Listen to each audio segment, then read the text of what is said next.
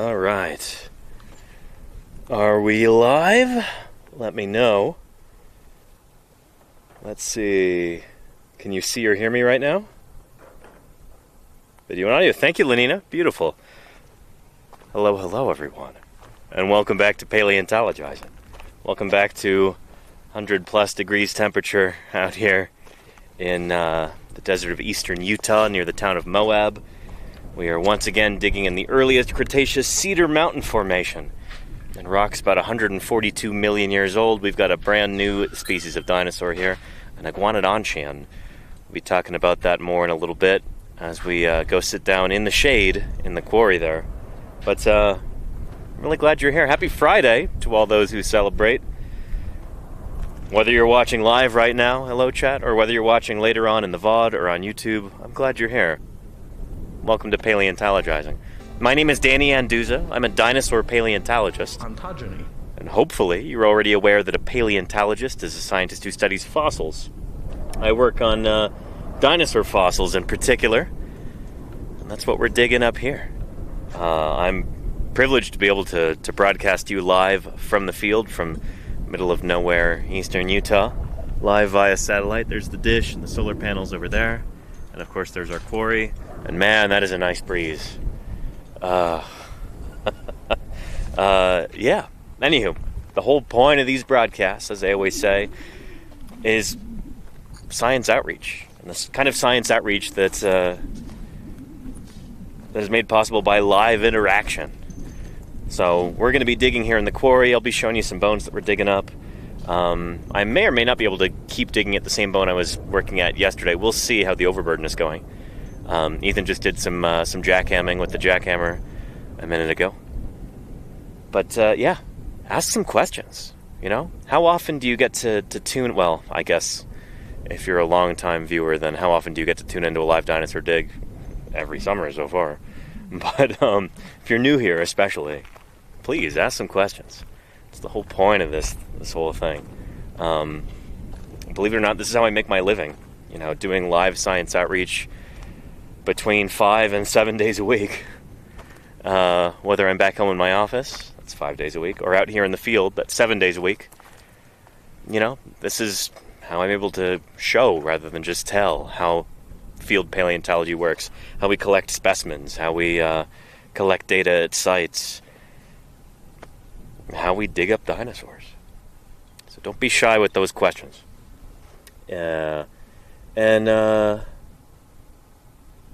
And you're nailing the live digs now. So good to see you. Thanks, Christy. Yes, I appreciate that. And Cosmological Kev says it's a privilege for us to follow along in your adventures. Thank you, Danny. Thank you, Kev, for being here. I appreciate you. Thank you for the kind words. Yeah, let's go see what's going on over here. Go past our broadcast rig. And to the quarry. Yeah, Maddie left early this afternoon. Ooh, party foul. And so yeah, it's just us 5 here right now, but I think Ken should be getting here before too long, so it'll be good to see Ken again. We've been missing him. And yeah, right where Ethan is shoveling right there, just underneath the corner of that tarp is, or basically where that bucket is the metatarsal that we were digging at yesterday. That bone started turning into a metatarsal, it looks like. It's one of the upper foot bones of our iguanodont dinosaur. So in a few minutes we'll be looking into there. And yeah, good stuff. That's basically the layer of the bone layer down there where Fisher's working. So in doing overburden, Ethan was just using the jackhammer over here trying to get rid of that rock above the bone layer, because that's going to help us get down into the bone zone a lot sooner than if we had to dig with hand tools from the very top. So, yeah. You want some help, Ethan? Oh, it's all good. I'm not really overheating at all, so. Okay, cool. I'm feeling in a good spot. Nice. That's what I check. Yeah. Yeah, it is hot today, as Ethan was just referencing. Let's break out the old thermometer. What does the thermometer say? And Ken's bringing the snacks. Yeah, thank you again, Lenina. Really appreciate that. Good stuff. You know what Ken's ETA is? I don't. I could ask him, but he's probably driving. Yeah. Yeah, 106.5. Good stuff. Jeff will be here early in the morning tomorrow. Don will be? Jeff Searle. Oh, Jeff will be. Nice. Cool. But he's got to leave because he's got to do some stuff with his dog. Gotcha. An older dog. So he'll just be here for a little while? Right for the day. For the day? Nice. Yeah, we're having a lot of people show up this weekend, which we're excited about. Which is why it's important also to help widen out the quarry here. So that jackhamming that Ethan was doing is kind of an essential task. Got some water to drink too. And then Uncle Don should be back tomorrow also, probably in the afternoon. And yeah, good stuff. And Disney Queen says, "Hi Danny, how long have you been digging up fossils for? It's really cool to watch people do it live." Thanks. I have been digging fossils in the field every summer since 2011, with one exception. 2020, because of COVID, didn't do any field work that summer. But every other summer since then, I've dug fossils in the field. Between Montana, Idaho, Wyoming, Utah, Nevada, and starting up a project in California too, it looks like. So, yeah, pretty excited about that. More details to follow there. It is exciting stuff. Yeah. And that's awesome, Claire. Thank you so much for posting those short videos. Beautiful. Yeah. Good stuff. And Onokono, what brand is that hat? This is good old U.S. military issue. It's a pressed fiber sun helmet, which is pretty ideal for this kind of weather. Yeah.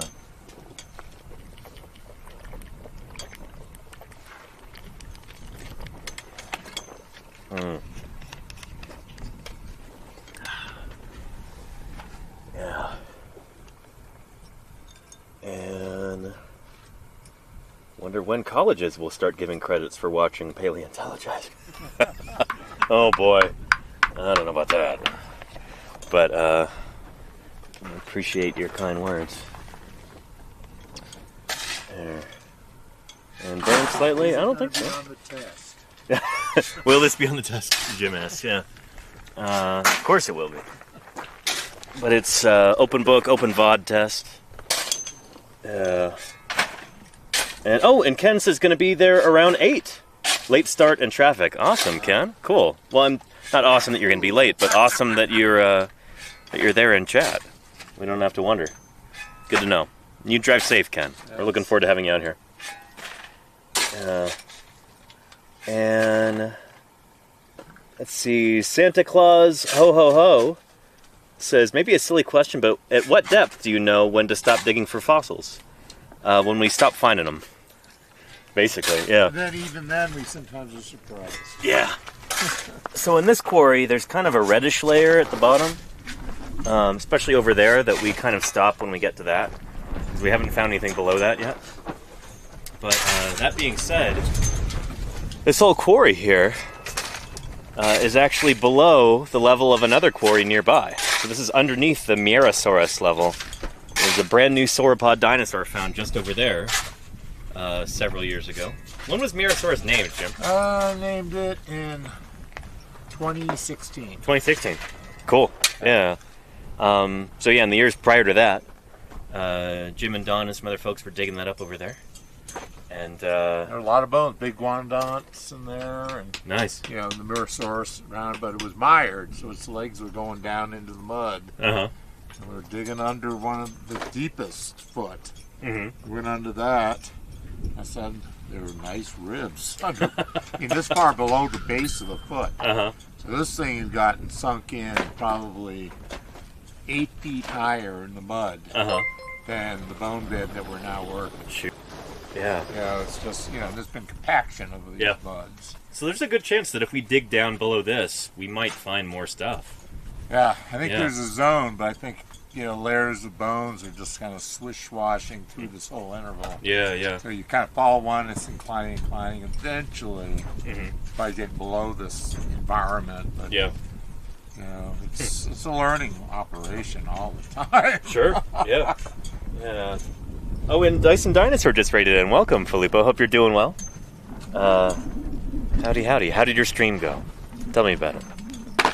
And welcome back to our iguanodont quarry. And Aheim Angel says, my son will apply for colleges this year. He wants to be a paleontologist. In your opinion, which colleges have the best geology programs? Oh boy, that's a good question. It kind of depends, I guess, where in the country you want to be. But in the U.S., some of the best schools for geology. Well, shoot, I don't know. What would you say, Jim? Well, personally, I would say smaller schools are good. You get a little better attention. Yeah. Northern Arizona University. Uh-huh. You're working in the Grand Canyon your freshman year. Nice. And they have a big volcanic system right there. Yeah. You go south and get down into Precambrian crystalline rocks. So you've got everything right there. Dinosaur beds, peptide forests. I credit it with a lot of what I know. So again, that was Northern Arizona? Northern Arizona University in Flagstaff. In Flagstaff. I really do credit that place because it's just so perfectly located. And it's not too big. You're not a number. And it's a major university. I don't know, 12,000 students now or something. Okay, well. Yeah, it's not small. Yeah.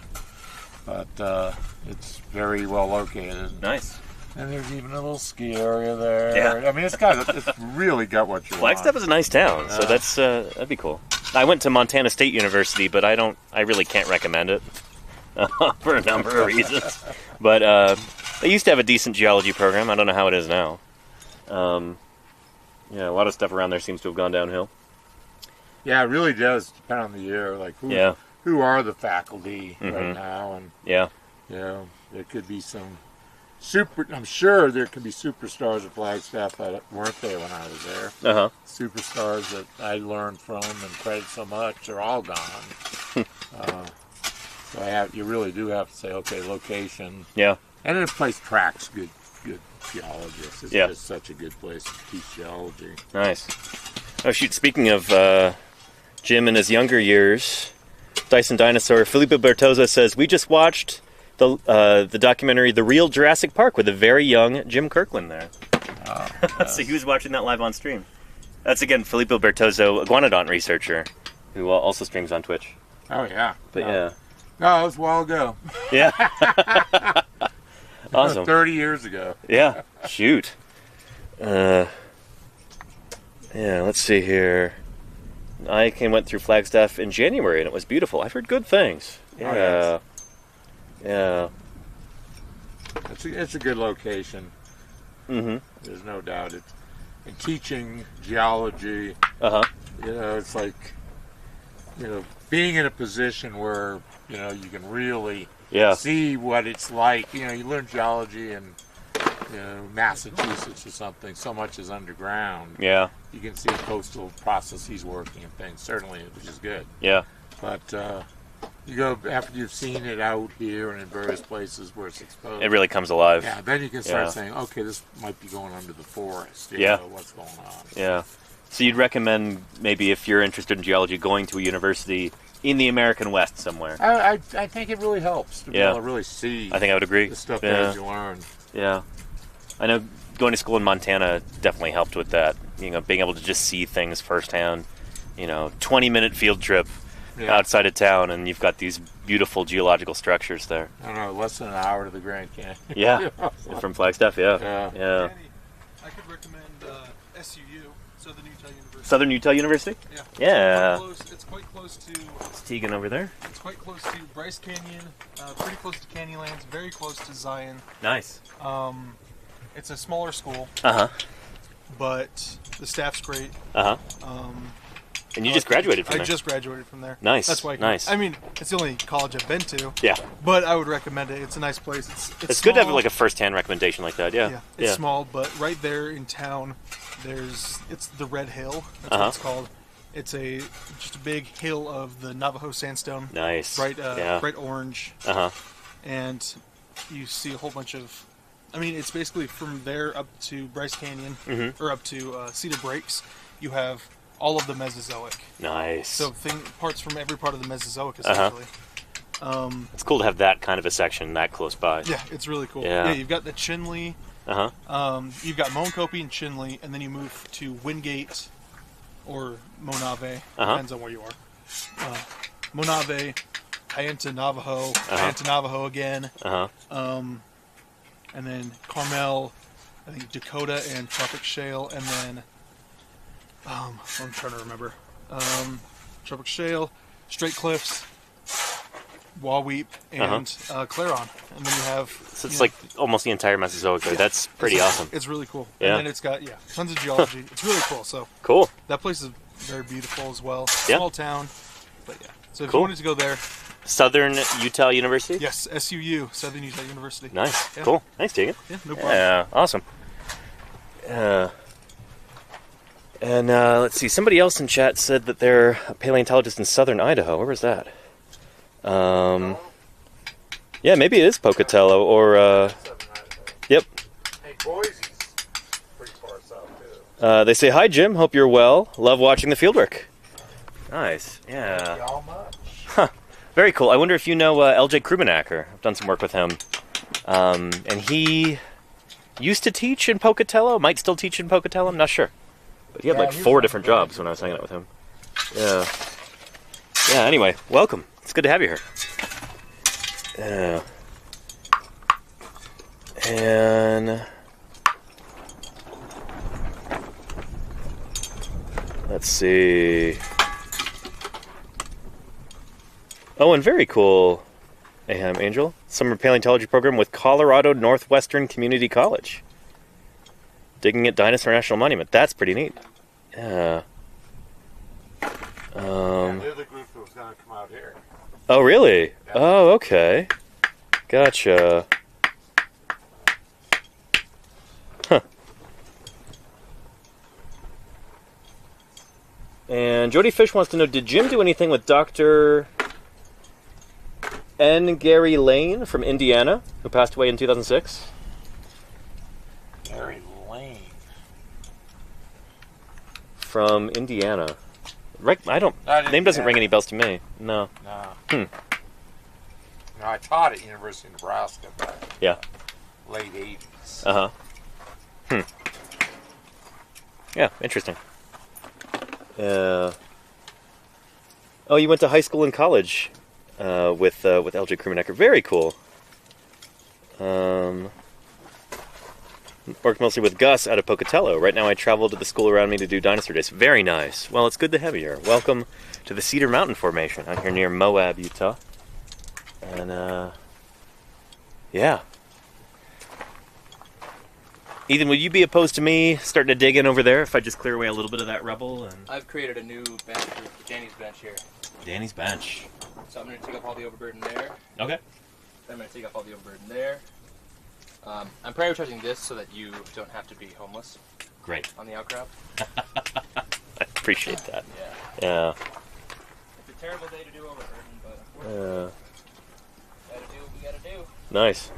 Gotta get them bones. Yeah, and it's good to have you here, Disney Queen. I'm glad you're enjoying this. It's good to have you. Cool. So, is everybody in chat familiar with this tool right here that Ethan's using? What's that? I'm asking chat if they're familiar with that tool that you're using. Because this is actually a new one to me. Before I joined this crew, never used one of these before. Cloud. But it is quite useful.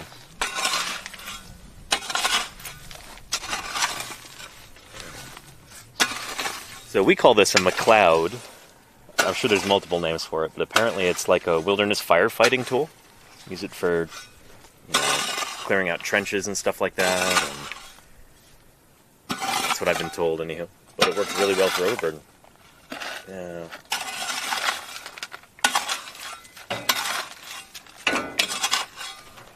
Yeah. It'd be nice to maybe get a second one of those for the crew next year or something. You can have two of those at once because it's like, I don't know. Anytime that we're doing a bunch of overburden and like shoveling this debris out of the way, there's all these. It's a constant chorus of McLeod over here. Foreman. Yeah. Anyway, Tago wants to know, will these fossils ever be on display somewhere? Hopefully, yes. Yeah. So, all the fossils we're digging here are going to end up at the Natural History Museum of Utah in Salt Lake City. And since this, we've got every indication, is going to be a new species or a new genus, even. That's important stuff. It's exciting, and we've got enough material that you could potentially make several different reconstructed skeletons of like individuals of different ages and different sizes. So we could potentially have like a herd of these animals on display at some point. But that's going to be a few years into the future at the soonest. But stay tuned, you know. Yeah.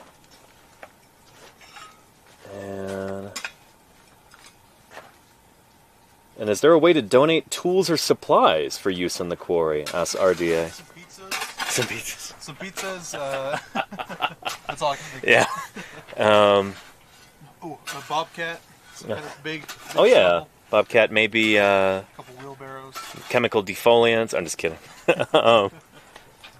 No, we don't really need a lot of. Yeah, we don't really need defoliants. You're totally right. Not a lot of vegetation.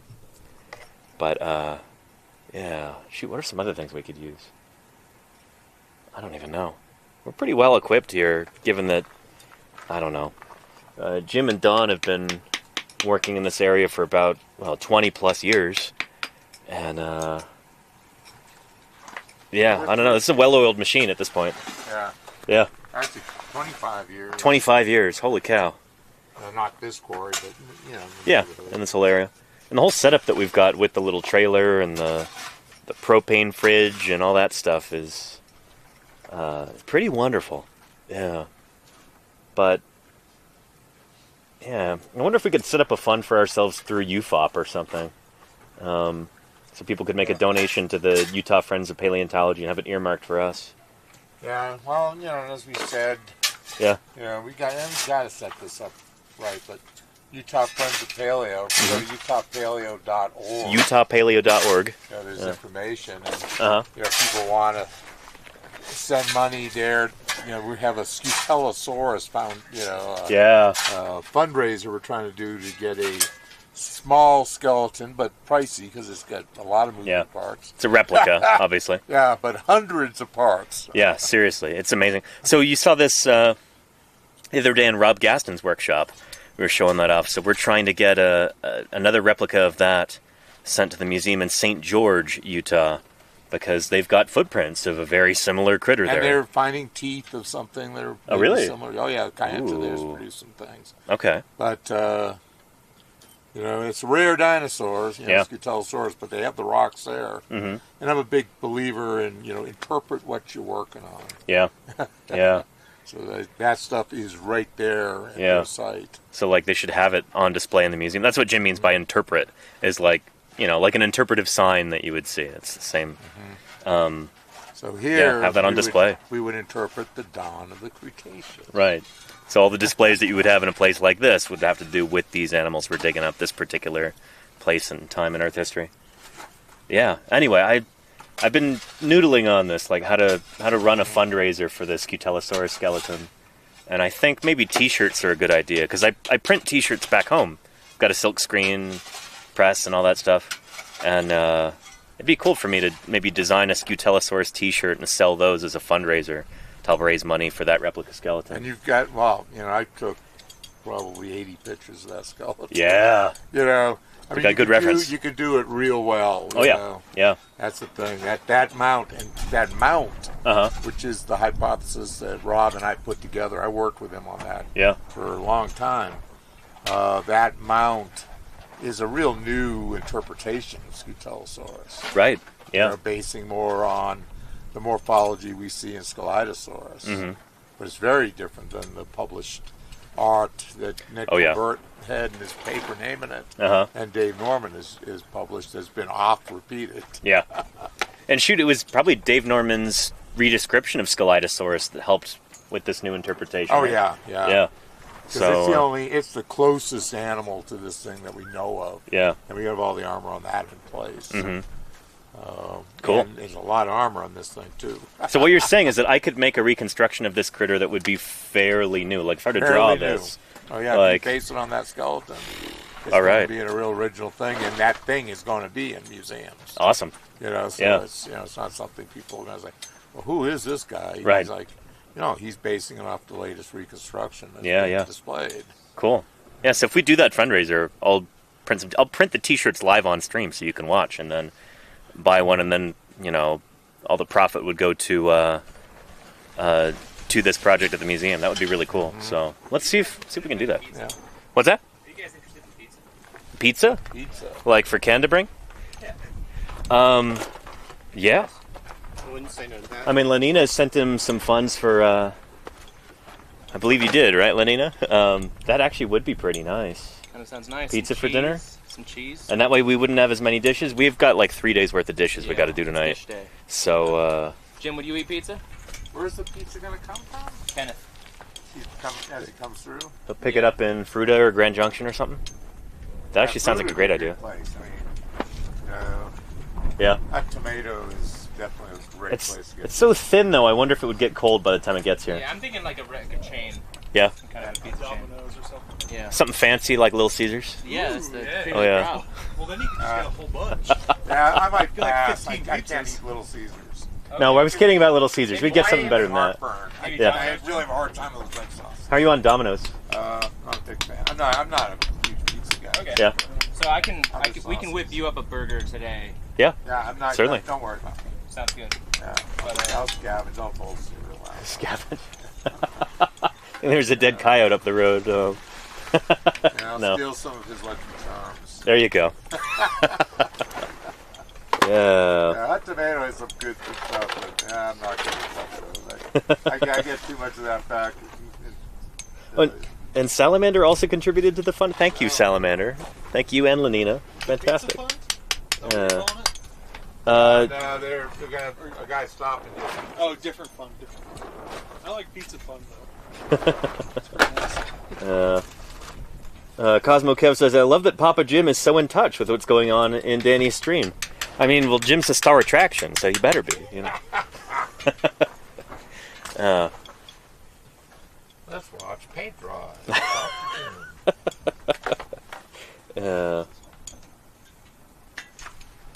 And Beard says, I'm convinced that a pizza oven for camp would be a good idea. I mean, you could probably just leave the top open and it could just bake in the sun when it's this hot out. But yeah. That wouldn't be the worst thing. I've seen worse, like contrivances for cooking in camp. Didn't Nick buy that Darth Vader toaster at the thrift store in Green River? It looks like Darth Vader's helmet, and then you put bread inside, and then I don't know what kind of magic occurs, but somehow toast comes out. But that was pretty cool. You got to hook it up to. I think he was running it off of a generator. And Devious says, what a great job. I used to like digging in the dirt as a kid. Yeah, that's exactly what we're doing here. It's no more sophisticated than that. Regular cheese pizza? What do you and Fisher want? Do you like onions and green peppers? Yeah, that works for me. Oh, Two? heck I yeah. think 2 for you guys? 2 pizzas? What do you think? How big? I don't know. Yeah. Regular pizza size? Regular pizza size, yeah. One standard pizza unit. Yeah. Or If do you you guys always think? get more, you can always save it for later. Do you guys There you think go. one pizza would go between the two of you? That sounds like it'd be maybe a little light. It would have to be Yeah, extra large, yeah. light. I mean, we got a really big pizza the other day. Yeah. And we're big guys, we eat a lot of pizza. 2 peppers and onion? Green peppers and onion? Sweet. Oh, yeah. Yeah. Do they do mammoth size? I don't know, Ayaking. I'm not sure which pizza place you're talking about. But I would definitely, if anybody's ever going through Fruta, Colorado, like we did the other night after coming back from Rob Gaston's workshop, Hey, Tegan. I would highly recommend Hot Tomato pizza place there. Really good. And you can get a t-shirt there that's got a like cartoon stegosaur. It's got pizza slices for plates. I happened to pick up one of those too. I couldn't resist. So yeah, good stuff. Excellent pizza. I like Hawaiian, but I don't care. And Creature Expert says, as a New Yorker, I can confirm one standard pizza is a known unit of measurement. Nice. Yeah.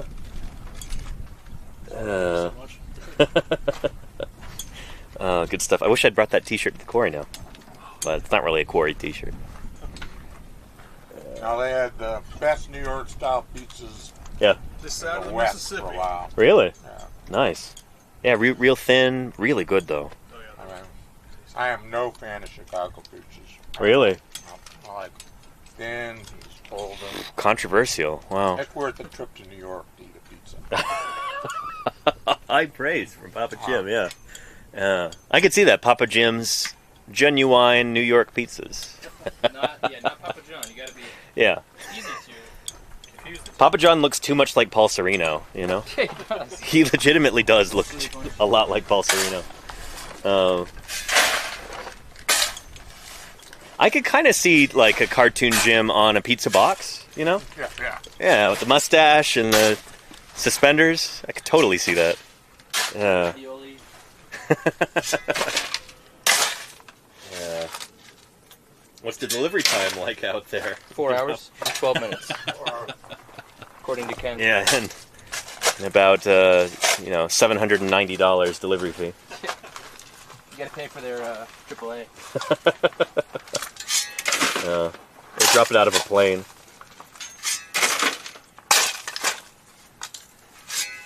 Yeah.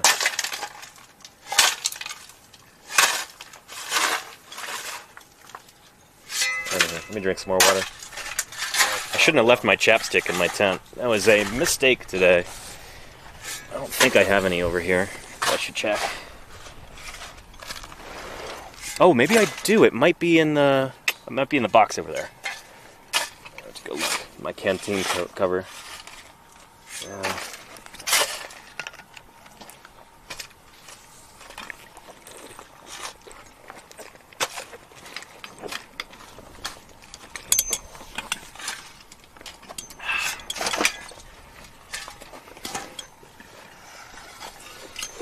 Now we gotta bring some of these cans back. Oh yeah. Recycling. All right, let's do a chapstick check. And well, shoot, for anybody who's new here too, if you just waltzed in, let me introduce myself real quick. My name is Danny Anduza. I work on dinosaurs. That's what I'm doing out here in eastern Utah right now. Out in the desert near the town of Moab. I say near, it's like maybe 100 miles away, but closest town. Closest town of any notoriety, at least. Broadcasting to you live via satellite. There's the dish and the router and the battery and the panels. Yeah. And let's see about that chapstick. And I can show this off too. We had some visitors this morning in the quarry, which was really nice. They even brought us cold drinks.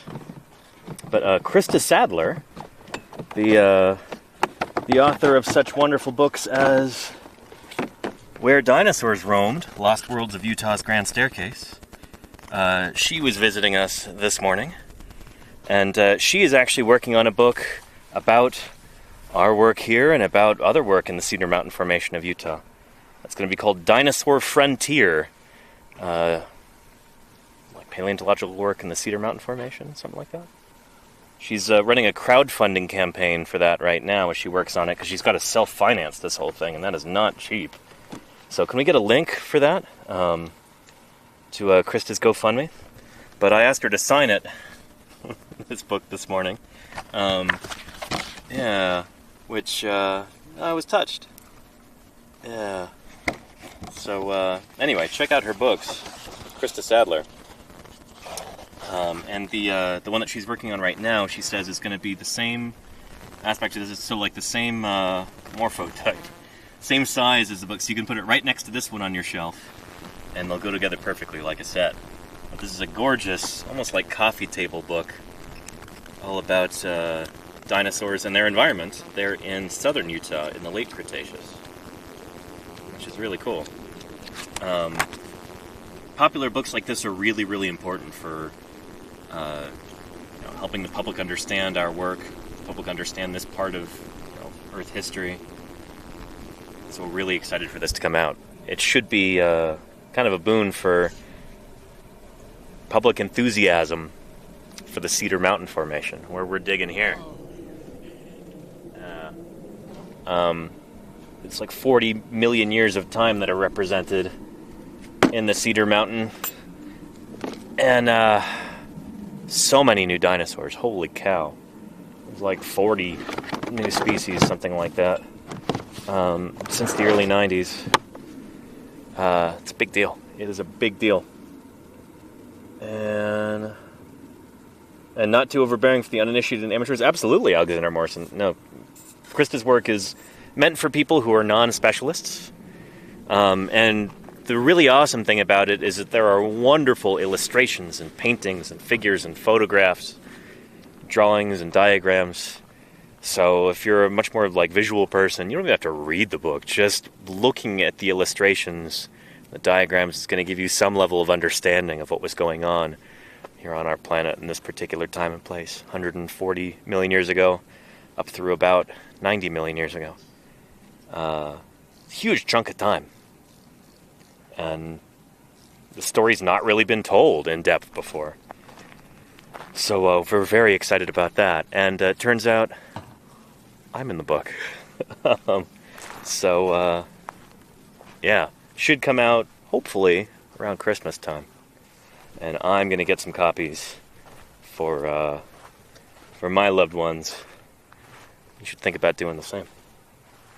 Yeah. And let's see. 40 million years is a decent chunk of time to cover. I would agree, Crimson Carnotaurus. Yeah. And Anakin Gabriel, I have been looking for fossils in places before and not found any, but that was only like for a few hours or something, working in an unfamiliar geological formation. Maybe I've got an afternoon free. You know, I've gone out and looked for fossils and not found anything before. It happens. But generally, when we're going out to a place like this, it's because we already know there are fossils in abundance, and we know that they're scientifically important. That's why we're out here. That's not how I operate. No? I've totally spent my life looking for where there's never been fossils. Oh, true. Jeff Yeah. Eaton and I mean, we've got like a big crew like this. Prospecting. Yeah. And all the paleogeographic maps where I published. Uh-huh. You know, I take those maps. Yeah. Look at the outcrop belt. Where's their land? Uh-huh. Different levels, and go prospect it. Yeah. And that's how we got the Zuni digs and all that stuff. It's Nice. all based on looking at shorelines, Yep. looking where the correct environment is and where it's exposed on the surface. And then Here's the water. let's go there, and hopefully it's not covered with trees. Right. Yeah. That's probably before Google Earth, huh? Oh yeah. So, yeah, nowadays it's not as much of a stab in the dark. Not like it was before, but... Yeah, we even had Landsats. You knew Nice, generally, yeah. Yeah. Cool. Yeah. I think the question is more like, do we ever come out to a place like this and just not find anything with a team? And it's like, no, you might have a few people out prospecting, exploring an area, but, you know, we wouldn't be coming out here to this spot if we didn't already have an established site and everything. And we have many established sites here. Oh, yeah. Holy several cow. levels nowhere else in the Northern Hemisphere in some cases. So, super important stuff. This is cutting edge work, you know? Not to toot our own horns too much, but... Well, Davis Arches National Park Yeah. has given us a gold mine at the base of the Cretaceous. Nice. Yeah. And... yeah. Anyway, good stuff. The reason why we seem a little sluggish today is it's very hot out. But tomorrow morning we'll be able to move a lot more of this rock when it's still relatively cool. You know, maybe the high 90s. Yeah. Yeah.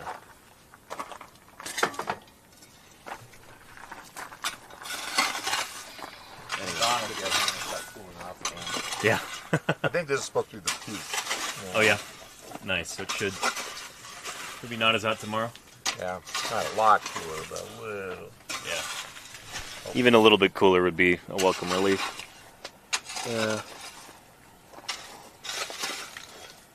And Will62 says, I hope this area gets designated as a preserve. Shoot, you and us both, yeah. Yeah, absolutely. Dawn of the Cretaceous fossil beds. Yep. You heard it here first. It's a dream. Yeah, although pretend you didn't. You didn't hear it from me. Yep. It's just this buzz globally. Oh yeah, now everybody's talking about it. You know, I'm hearing this from people more and more, you know. Overheard conversations at, you know, at the bar and at the airport and in church. Was out here looking around. Oh yeah. Yeah. Why would that be? Yeah.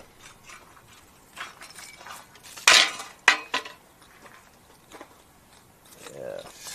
The Steely Dan says, what do you mean? It doesn't get any cooler than live dinosaur digs. I wish that translated to temperature, yeah. Yeah. Yeah. But we really can't complain. We've got nice shade here. We've got cold drinks waiting for us back in camp. We've got cool friends and colleagues to work with. And we get to dig up a brand new kind of dinosaur. I mean, shoot, how lucky are we? Even if it is hellishly hot. But you know, if it weren't, then everybody would be out here doing this, you know?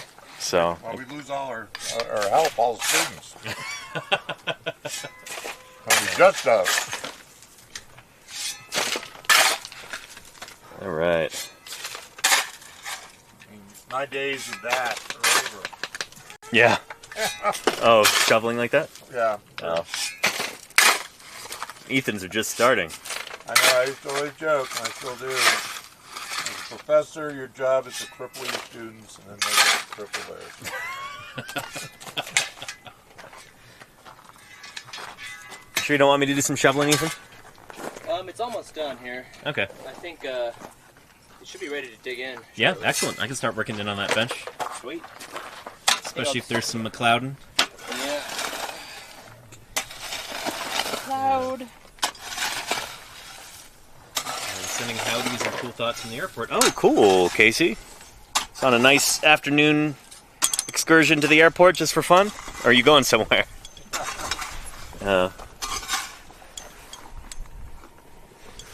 Let's see. We go to the airport for entertainment. Oh yeah, I used to do that as a kid sometimes. I know, it's like, can you imagine that now? And what kind of dinosaur are you discovering in general? An ornithischian. Yeah. In general. Now let me show you. I'll grab a visual aid for you. Sneak through here. All right. So this is an iguanodont dinosaur that we're digging up, and this is iguanodon.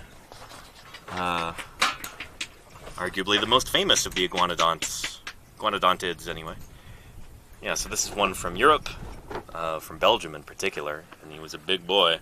Ours is not quite this big, but we do have indication that ours is a pretty large critter. So we've got a femur. How big would you say the biggest femur is we got from here, Ethan? Holy cow, that's actually really, really big. Yeah. Yeah. Was your humerus from about right here? This hole? Yeah. Oh, sweet. Right there. Maybe And about it was here, actually. oriented like this. Yeah. So if there's some rhyme to that orientation, I bet we do have more stuff. Hopefully Yeah? over here. You think if we've got, like, flow direction? Yeah, I don't know if that makes any sense given that it's all just kind of a marsh. But, Just a fetid pond, yeah. the pubis over there was also like this. Uh-huh. Yeah. Yeah, so our critter would have looked a lot like this. It's a member of the same family, but ours is about 20 million years older than this guy. So if you look up a picture of Camptosaurus, which I should have, honestly, I should have like come up with a skeletal of Camptosaurus and laminated that too, but I wasn't thinking. Thought, oh, iguanodontian. Let's do an iguanodon. But picture like this guy crossed with a Camptosaurus, and that's maybe some approximation of what this animal would look like. Yeah. Our guy might even be a direct descendant of Camptosaurus here in North America. We really don't know yet. It's going to take a lot more study and, frankly, more excavation, more parts found to really be able to determine those kinds of relationships with any degree of certainty. But exciting stuff. In general, it's a chordate. It's true Mayer space, yeah. In general, it's a eukaryote. Agreed. It is biota.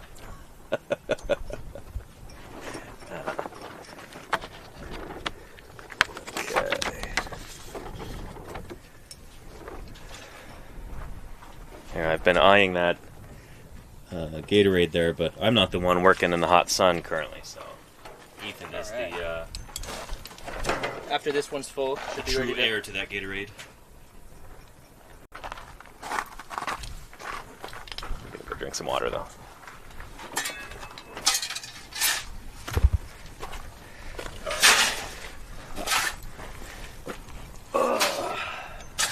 Anyway, let me know if you got any questions, chat.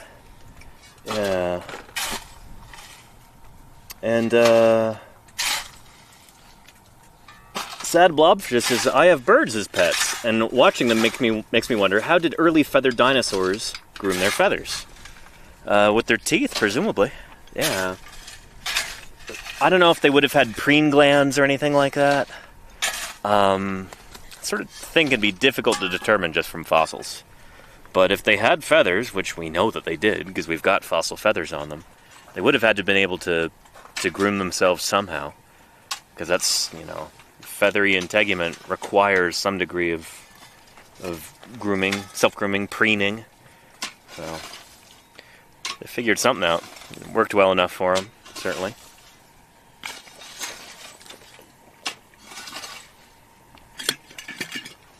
That's it for the water. So we got some ice in here. Pour some hot water in and make some additional water.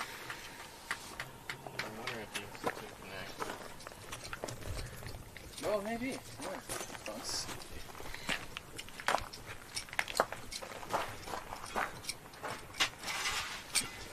Yeah. Anywho. So is there a chance that there were some that had birds, beaks like birds, some generic username? We know that a lot of dinosaurs had a Rhamphitheca, like a keratinous beak. That's evolved multiple times within Dinosauria, not just in birds. Actually, it seemed to have evolved several times in birds, different lineages. But also in ornithomimosaurs and therizinosaurs and oviraptorosaurs. And various ornithischian dinosaurs, they had beaks too. Beaks are like a common thing among dinosaurs, certainly. Couple Not mammals with beaks. Mammals with beaks too, yeah. You got platypus, echidna, and I think that's it. But I don't know if you call that a Rhamphitheca though, because it's more of like a soft tissue thing than like a keratinous beak. not the exact beak, but Who has beaks, Fisher? Dicynodonts. Dicynodonts had beaks. Oh, synapsid, yeah. Nice. So yeah, it is a thing in mammal lineages too. So yeah, you're right, Tegan. I wonder what's so special about beaks that it seems to. Yeah, I don't know. Just having like again and again. just like a resilient, like hard front to your face. Yeah. I guess does work as an advantage for a lot of critters. Helps digging. Slam your face into stuff. Yeah. It protects the rest of you. Yeah. It's an interesting idea, though. Evolution of beaks is something that's probably a bit understudied.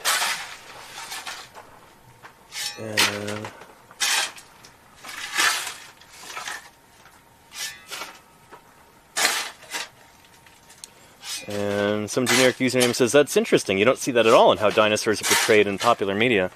I guess occasionally, yeah. Like, you see some depictions of beaked dinosaurs and they just give them teeth in their whole mouth, even though they didn't have them necessarily.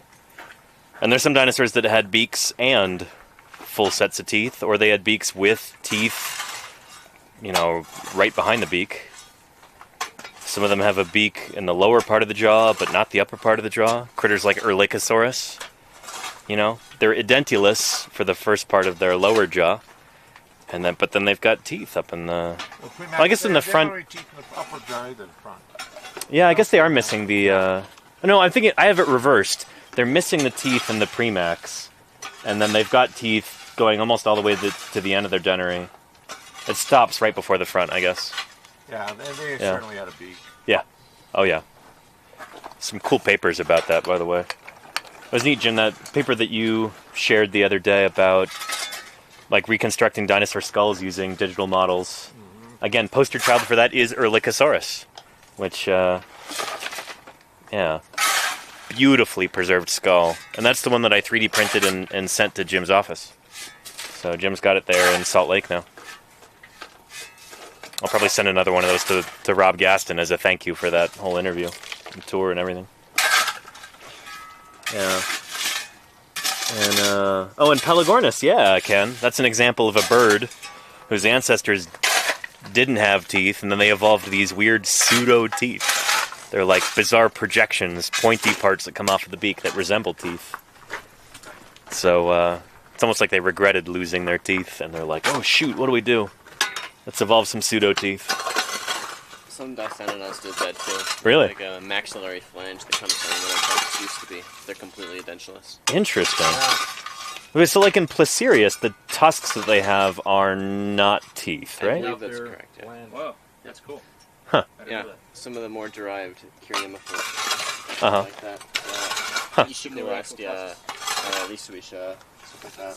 Is that similar to like the toenail tooth on Huh. Oh, like a pseudo tooth kind of deal? Yeah, if we're talking about birds, yeah. Keratinous, though, it's not actual bone. What's that? Toenail tooth is keratinous. It's for the beak. It's not actually bony? I don't think so. Huh. Interesting. For Pelagornis and other pelagornithid birds, it is bony. Okay. Yeah. Okay, so it's different. Yeah, so there's actually like a bony projection underneath the keratin. I didn't know that the tomial tooth is... Well, I'm not sure either. I'm wondering if it is keratinous or if it's bone. I want to say it's got a, bone underneath, but I'm not sure. That's looking good, Ethan. Heck yeah. That's some tasty outcrop there. Sacrificing my life for this show. Appreciate it. Whatever it takes. For. What's that? That's what students are for. Yeah. That's what I was taught. That's why I'm all crippled up now. And the cycle of violence continues. Generational trauma.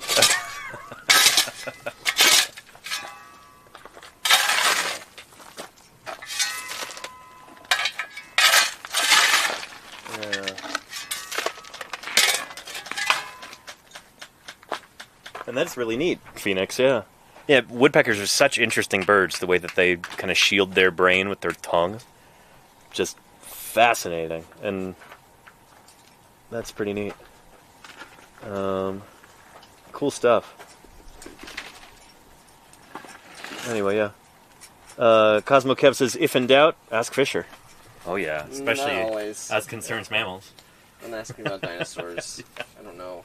Yeah. I don't know almost anything about dinosaurs. Like, Fisher, what do you think Machiocasaurus was using it? Well, actually, that's a bad example because you worked on Machiocasaurus. Oh, I archived Machiocasaurus. Okay. But I don't know. Yeah. It's accurate to say it really worked. But what's your opinion on Podokesaurus and other... Hopefully it didn't overheat. No, I think it's just the Starlink having a hiccup. It does that sometimes. Yeah. We're back. Okay. Yeah, it's just... Sometimes the Starlink cuts in and out. You know, it's got to come all the way from space. Yeah. But some people think Emausaurus is a stegosaur? Or related to Stegosaurus? It's closer to them than to say a Palosaurus. Huh. Is it like a Scelidosaur grade kind of thing? Yeah, that stuff at the base Yeah.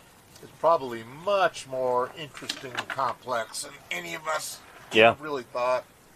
I mean, Andrew's got teeth of somebody down there that are unlike anything else. Huh. They're almost certainly Thyreoforean teeth. Yeah. Man, I want that animal bad. Interesting. Wow. Exciting things in the works. And Need more people prospecting the Kayenta or something. not Emailsaurus, Emausaurus, E-M-A-U. Hotmailsaurus. Yeah. That's how I feel right now. Yeah, feel like a Hotmail Hotmailsaurus. sweat on my brow. Oh lordy. What's that? You look like one. Thanks, dude. Appreciate. All right, thank you for all that hard work, Ethan. Holy cow. Now we could all coexist peacefully. I could start working down over here.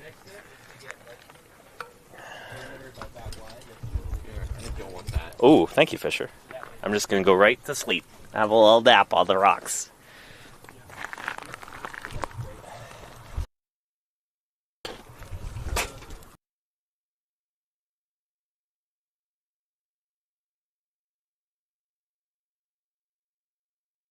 Need a little mint on my pillow, and it'll instantly melt.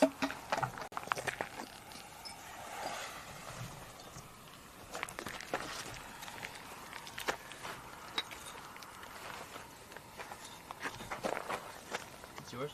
All right.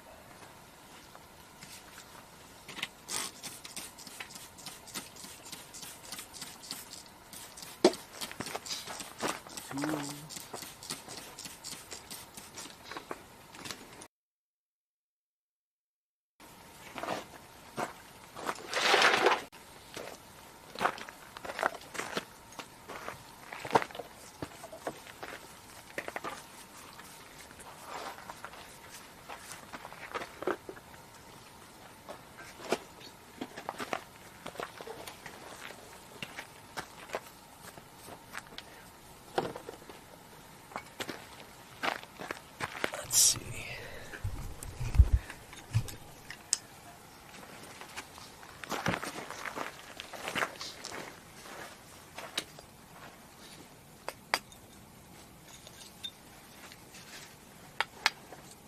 There we go. Found a good whisper.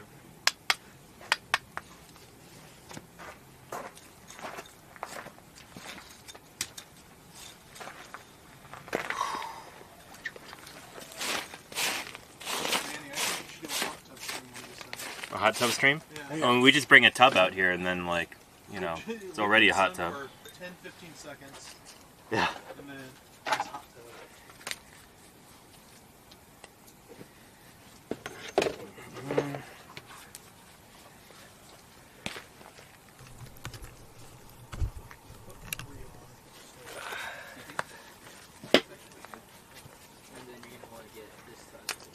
All right. And Kev says, can you show the fossil you're working on yesterday? It's currently buried, so in a little bit. Maybe that'll be a tomorrow thing, too. We'll see. But now, my remit is to find new fossils. So let's do that.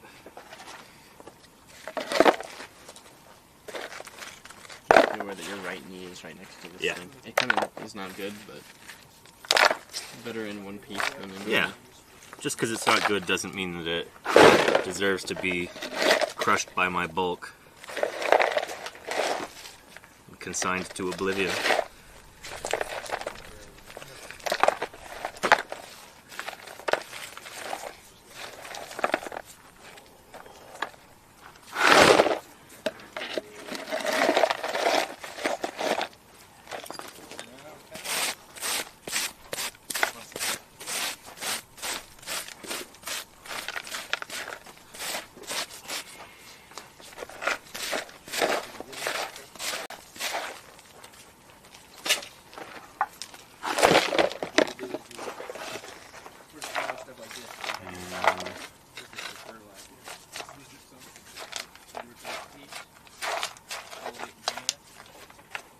And no worries, Kev, yeah.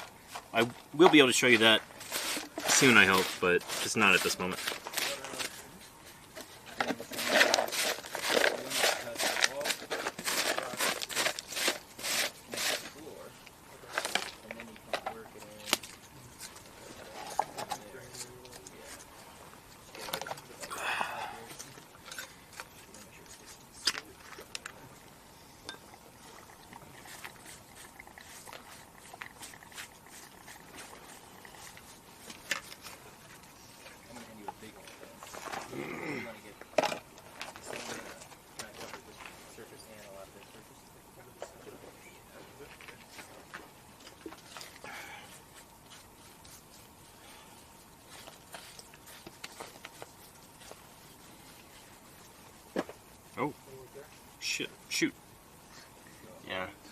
Okay. I don't know if that's just a nugget I'll or put that not, back, though. but- Let me brush the detritus out of there so that we don't, so it occludes properly.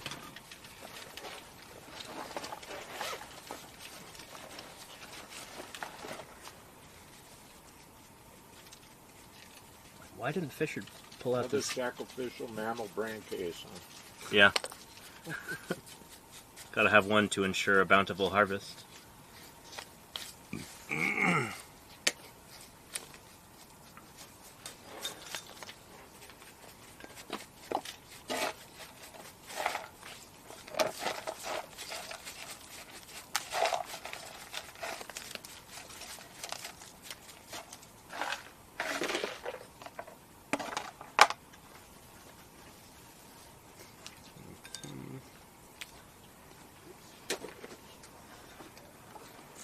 And the wetness of the water just causes that.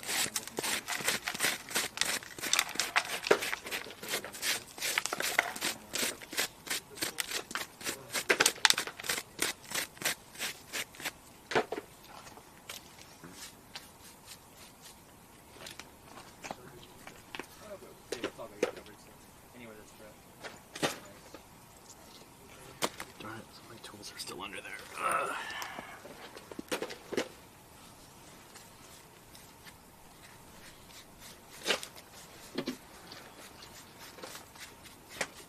That's not mine. Big broke. There we go.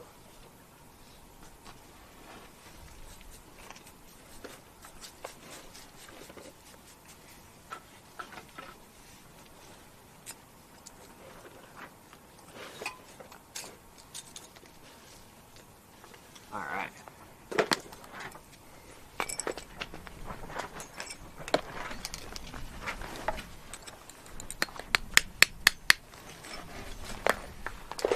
Ah, nice breeze. More of that, please.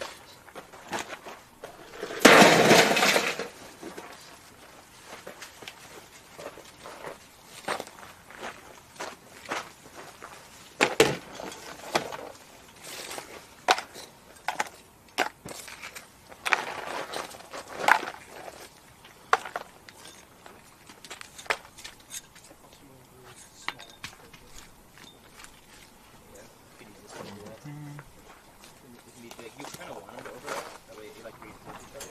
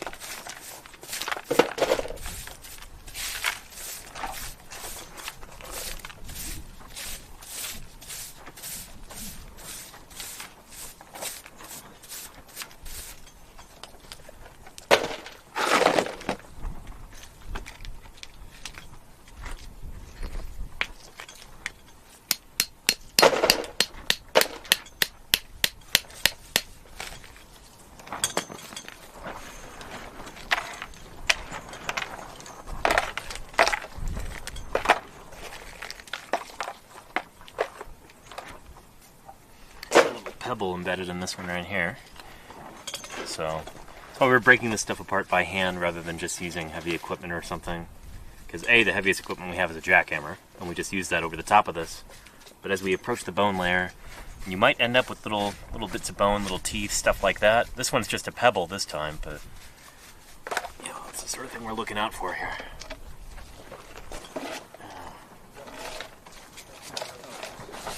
And Visible Dimension says, y'all have such cool jobs. Thanks. It'd be nice if we got paid for it.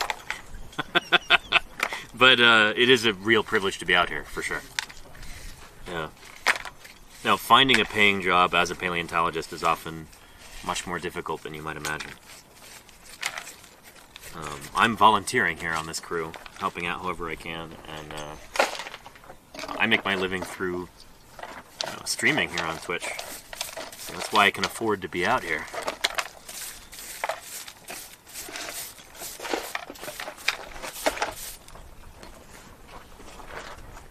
Yeah, shoot, Jim, if we had the kind of budget to be able to pay a big crew, then you wouldn't have to work out here during the hottest part of the summer. Oh, yeah. Just work out here in, what, late October? Yeah, that's one of the things that the state is structured. Yeah. So if there's a holiday week or during a 2-week period. But, yeah, it is not the norm. And this work is so volunteer. You know, I couldn't do it without volunteers. But then it's hard to get volunteers without using 3-day weekends. Certainly a lot better we don't work around staircase. Because there, you know, it's like a day. You know, 7 hours to get to our camp from Salt Lake City. Right. You know, so if you have a 3-day weekend, you know, people get there and get to work one day after driving 2. Right. Ugh.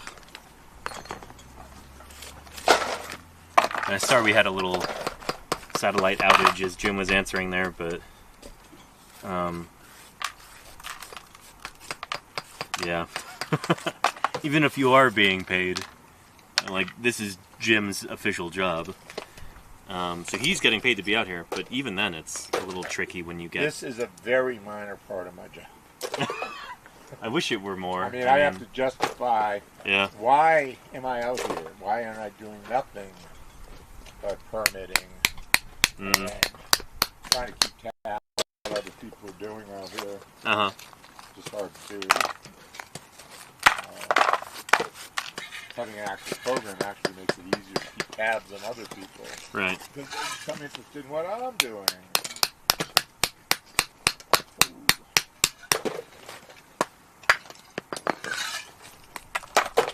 Holy cow. Let's go back to the plant. Just so. And another weird material. Like, is this some thin sheet of armor? What is this? A little partial part of a type of shield. You think it looks thyreophora? Could be, or a croc, a turtle. Somebody armored. What the heck is this? I know I threw a piece up there, but... I take a look. Yeah, don't touch it. It's super, it's not glued. It's super fragile. I mean, get some glue on it. It may be junk. I mean, this is trouble with this. Some of this material. stuff. This is wrong. I'm almost out of thin glue. You need some glue? I need thin, yeah. And I am almost out of. There's a ton right here.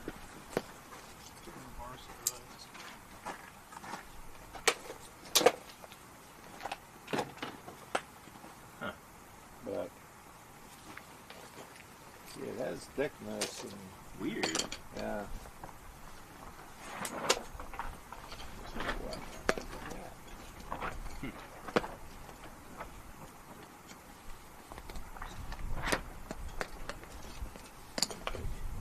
You know, seeing some of this stuff is just like staying like plant. All of a sudden,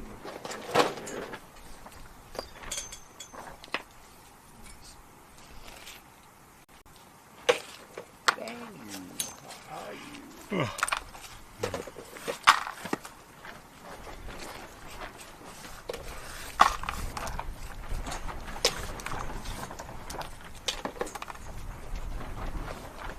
And let's see.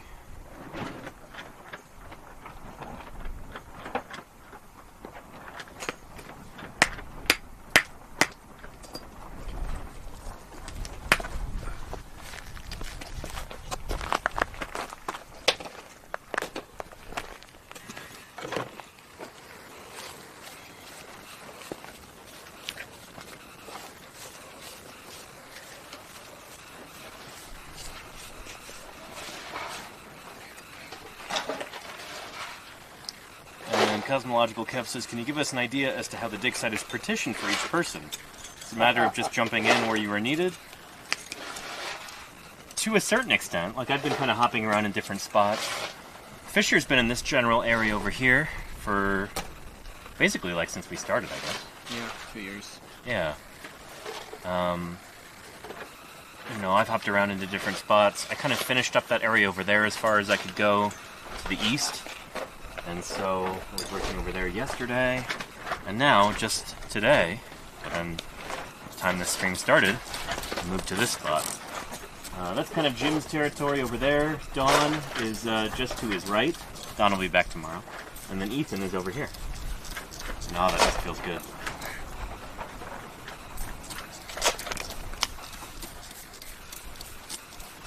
Okay, can you get me a little bit right here? Oh, nice. Thank you, Fisher. Oh.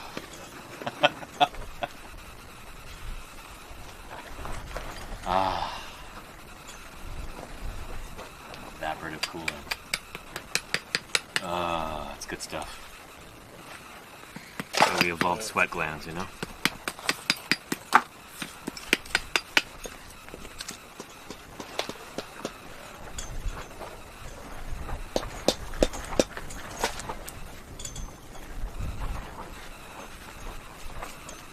Ooh, update Twitch app? No thanks. Heard bad things about this update so far.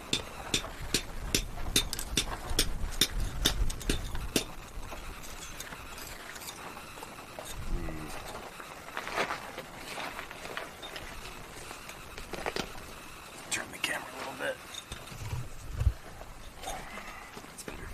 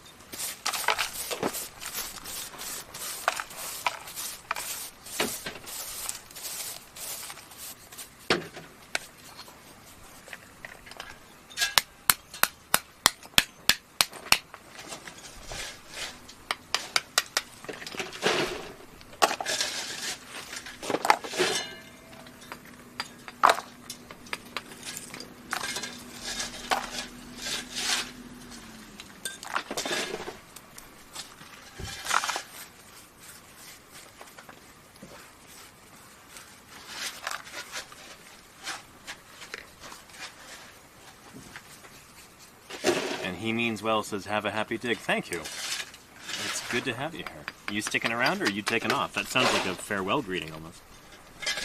And Dan the BC Man says, did you cap the bone you found at the end of... Oop. Shot, jumped. Found at the end of yesterday's stream? Not yet, no. That's, they're underneath that tarp at the moment. And Aheim Angel says, where did you get your hat? Was it a practical choice or a fashionable one? I think this is a fashionable choice. Oh, nice. Ethan just brought the cooler over. Oh, very nice. Sounds fantastic. No, this is it's military surplus. So this is like best choice I could make out here in really hot climate.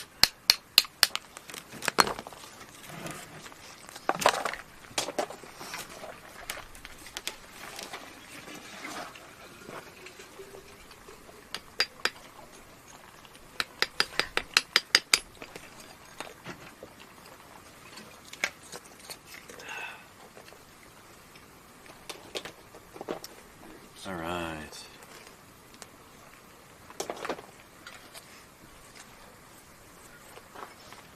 Is he sending ice cream to you boys? I wish. Oh, this is pretty much as good. We've got ice in the cooler. At least for the time being. Yeah. And Cosmological Kev, that's exactly what I'm doing. Just trying to work down more or less carefully in this layer, but not too carefully. Because we don't expect to find any major bones up here, but it could happen. All the good stuff seems to be below this. I'm just kind of working down through this layer.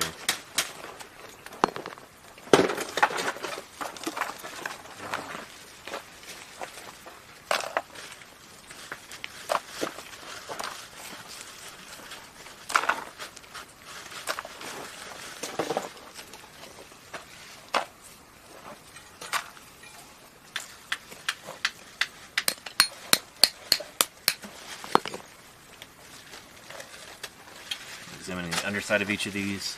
That's something that very well could have been a bone, but it's not. Some kind of organic planty scrud in there. That's the kind of thing that we're looking for. If we dig through this by hand.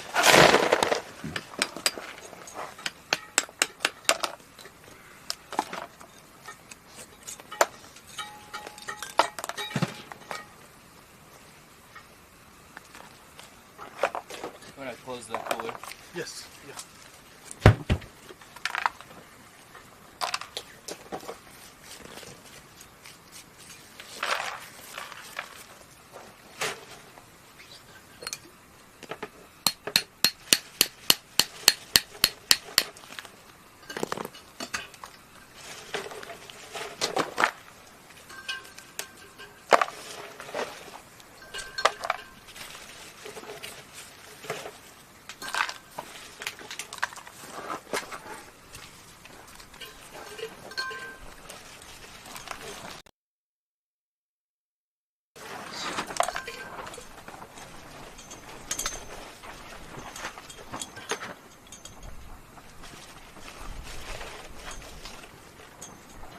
Sam86 says, excited to see you find new things. Good luck and stay hydrated. Thank you.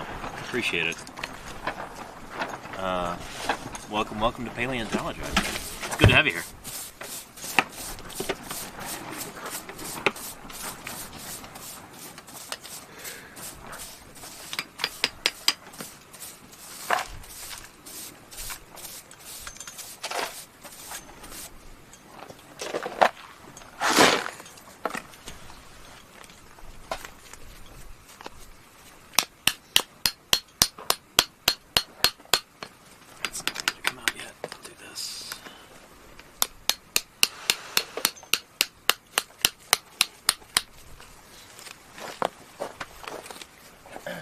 Shovel serving purpose? No, go for it.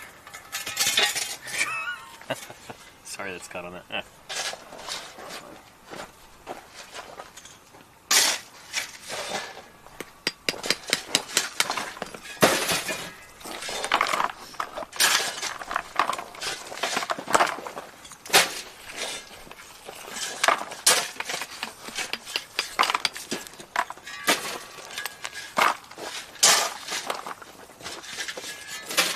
Yeah, this has just got to be some kind of weird non-solicified disc.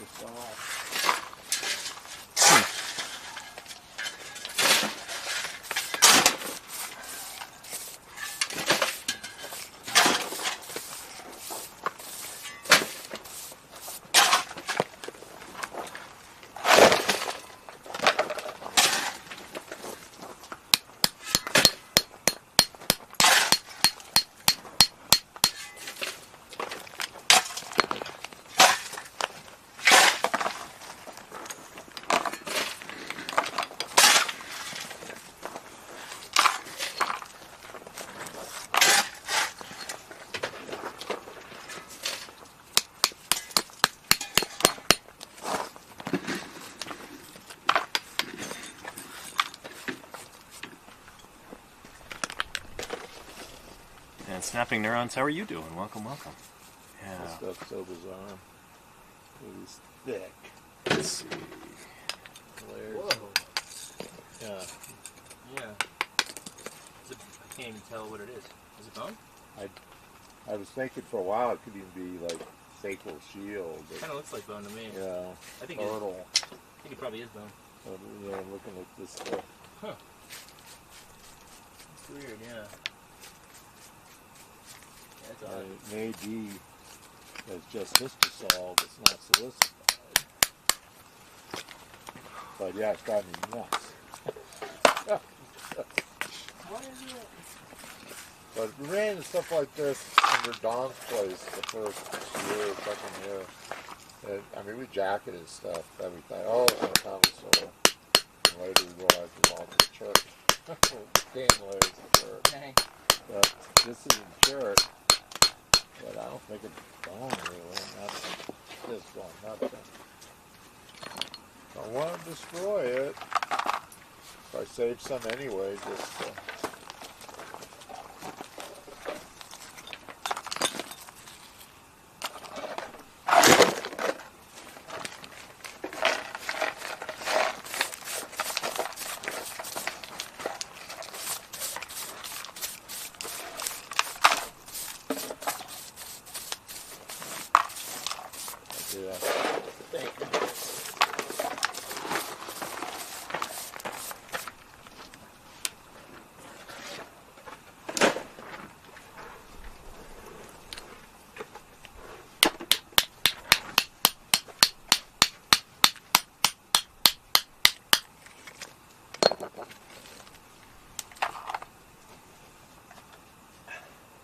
funny how a lot of the gypsum here has kind of a yellowish tinge to it.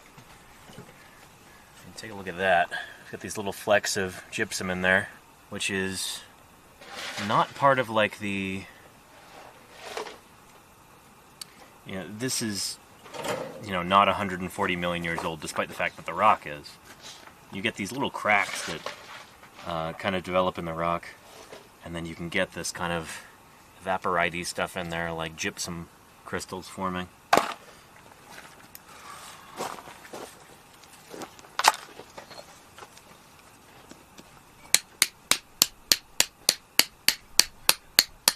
When I would work in the Hell Creek, sometimes you'd find like big old gypsum crystals in there that would be, you know, bright white or like translucent white. you know, grades laterally into some of this bone stuff. Yeah. Yeah, I think it's got to be a mat of plant material. It's very... Can we come take a look? Oh, yeah. Alright, camera over. So again, it's not just dinosaurs that we're after here, but, you know, any remains of ancient life that we find in this quarry can be scientifically interesting and important. So, it's structurally. This. As you look over there, you can see some pretty obvious chunks of temper rock. Oops. Burned material. But then we've got, you know, these fairly thick mats. Mm-hmm. I think, you know, over at Don's place, we were finding stuff like this, thinking, I mean, jacketing it, thinking we had ankylosed or sacral shield stuff. Shoot. And later found out it's silicified chert. So I'm starting to look at this and like, I think it's the same thing, but it's not so much chert in this condition. It's more the decomposed plant material of a little layer of peat. Yeah. But it looks almost like bones. And you look at this, it looks like it's got an edge. You go, oh, you know, because we were thinking it could be a like turtle. Or something. Yeah, but this doesn't have that structure. If you look at it, you know, microscopically, it's just really frustrating stuff to deal with. I'm gonna definitely wrap some and you know, look at it more later with better equipment in the lab. Yeah. But you know, I look at this with a hand lens. Kind of looks like it might even be partly replaced by chert. I don't know. Weird. It really is weird. Wish Ed was here now. This is Ed's kind of thing. Really? Oh yeah, he loves this. I'll shoot tomorrow. Yeah. Yeah. Nice. Oh, I'm almost thinking of just like backing off this right now, letting Ed look at it and see. Because there aren't many people I really would trust on this more than Ed Simpson to give me a reasonable thought on it. So yeah, let's do this and we'll publish. He's got an SEM. Scanning electron microscope, for anybody wondering what that is. Yeah. He likes to play with it and stuff like that. Oh, look at Look bacteria. how solid this is. This up here. Wow. Oh, that's a rounded chunk of bone? Yeah, yeah. Yeah, it's just a chunk. It's broken on both ends. Mm. And then you got all this plant material here. Yeah, You think this is root? A lot What do you think of it is? plant material under here. Yeah. You see modern roots, then you see ancient plant too. Right. That's so funny how they kind of find the same bedding plane like that. Yep. Yeah. These plants are scavenging their nutrients. Mm-hmm. It's recycling, reuse. Yeah. Just takes a long time sometimes to recycle, like 142 million years. Oh, good stuff. Yeah. And D. Perdetti says, Danny, would this be the first iguanodont found in America? Well, it's not. No. It's not iguanodont here. It's an iguanodont. So it's a member of the same family. There's a whole family named after iguanodon called Iguanodontidae, and then there's a larger group called Iguanodontia. And our critter is much older than Iguanodon, about 20 million years older. But even before our critter, you get dinosaurs like Camptosaurus from the late Jurassic, and that is considered to be an iguanodont as well. So ours is definitely not the first one. We're not sure how it relates to Camptosaurus. Maybe it evolved directly from it. We don't know yet. Can't say at this early stage. And the thing that's so interesting is we have multiple tags at different sites. Yeah. So we're going to actually see a lot of what's happening coming out of the Jurassic. Sure. Diversification of iguanodonts. Is it stuff that's coming from Europe? It's like not coming directly out of Camptosaurus? Mm-hmm. Or is it Camptosaurus radiating? And whatever gave rise to iguanodonts actually came from here and over to Europe. These are very open questions. That's exciting stuff. Like, these are, like Jim says, very open questions that we're going to help, hopefully, contribute to answering this site.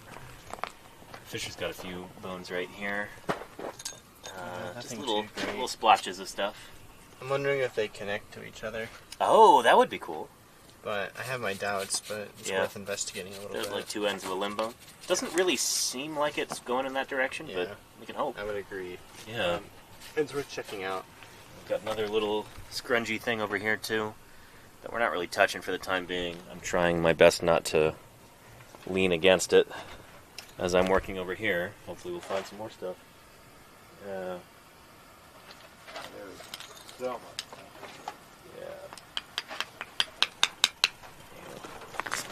Here.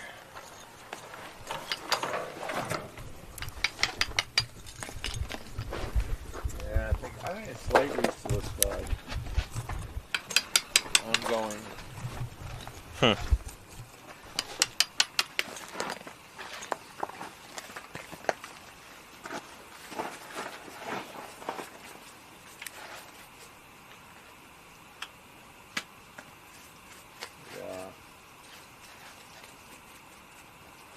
Like twigs.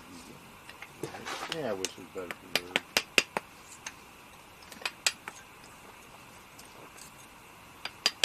Short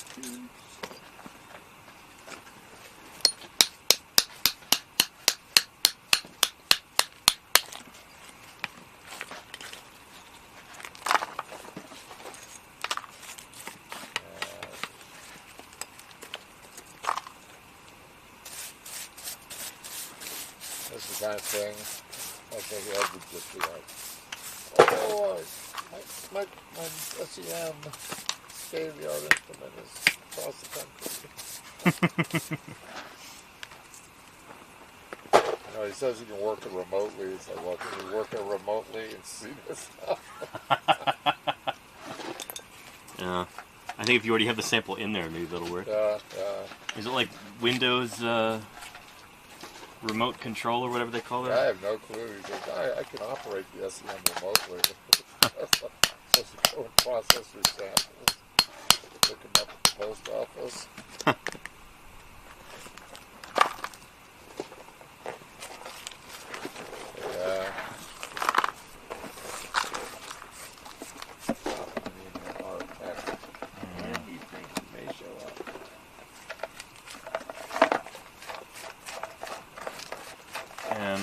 Rollo Tomosi says, with all this gray rock, it almost looks like you guys are digging on the moon.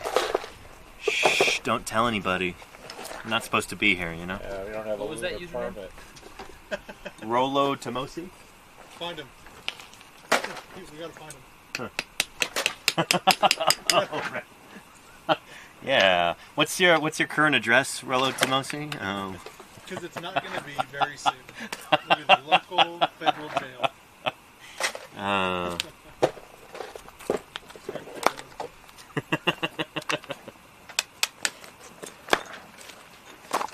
I can't just leave this alone. Ed. Play with this a little bit. So what's Ed Simpson's specialty? Plants? Sedimentology. Diagenesis, size mites, classic papers, faulting on the Ponzinga Plateau during Cretaceous, causing certain set features from the earthquakes. He's worked on these dewatering features down at Lake Powell. Now he's a GSA fellow. He's definitely one of them GSA fellows. He's very good, and everything I've heard is students. He's like an amazing teacher. I'm excited to meet him.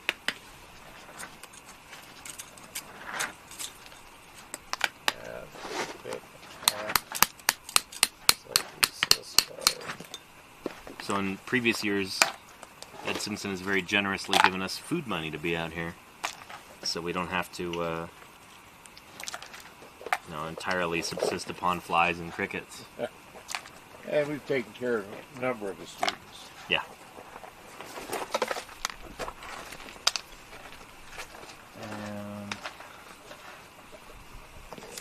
And Kev says, I've only recently decided I need to learn more about paleontology. Is that because of your presence here? I'm touched.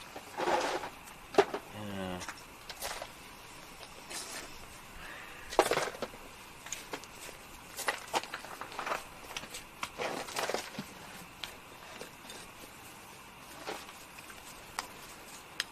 Charlie's Dragon says, flies, crickets, and the occasional small lizard. Now, you got to get a tag for those. Lizards are steak. We've seen some beautiful lizards out here, actually. I could probably find you a picture. Nice, warm, Harbo golden bears. Let's see. I saw a gorgeous, gorgeous, gorgeous collared lizard here the other day. I don't know if I got a good photo of it. I tried. Yeah, that's pretty good. Oh, yeah, that's pretty decent. Yeah. Here. Check that out. That was just from the other day. Look at him. Beautiful. Holy cow.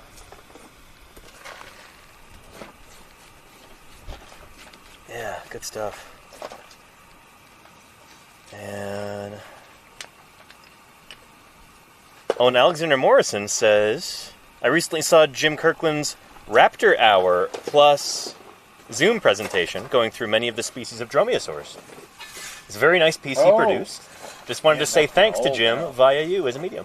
Yeah, so thank you, Jim. For the Skeptic Society. Yeah? Very cool. Yeah, the Skeptic Society talk on dromaeosaurs. Nice.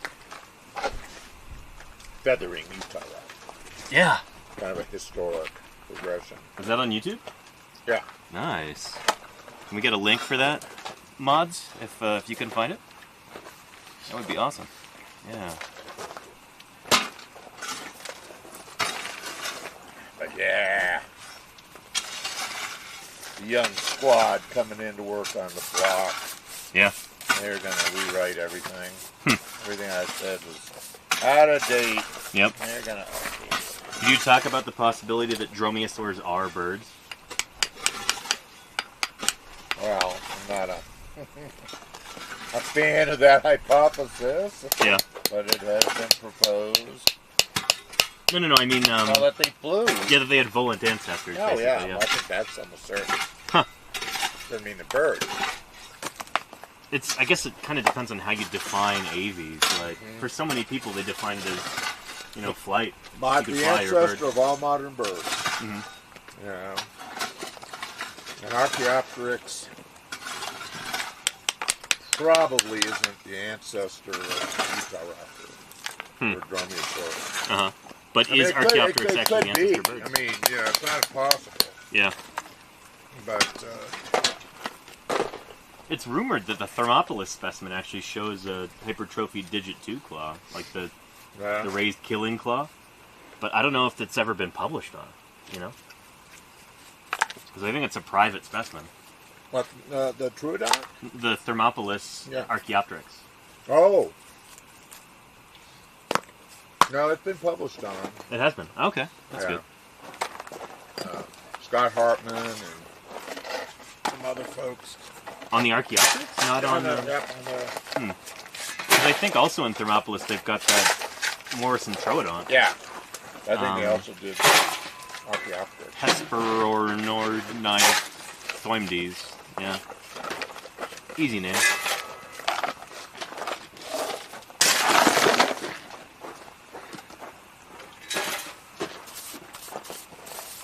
I'm just kidding. It's Hesperornithoides.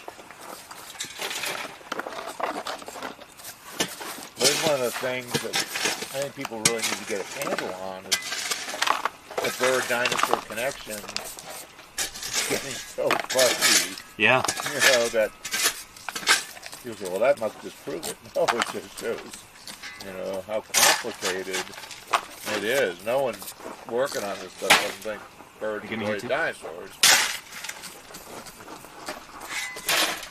Ah, nice. Thank you, Fisher. It is a complicated radiation of all kinds of things.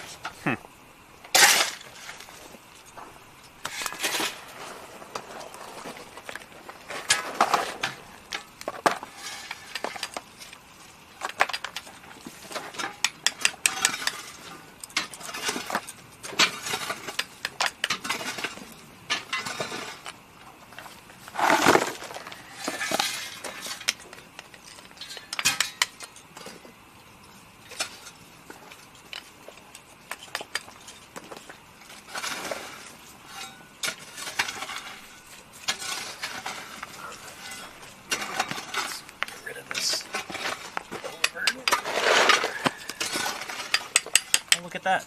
Nice little hole in the rock there. Funny how that works sometimes.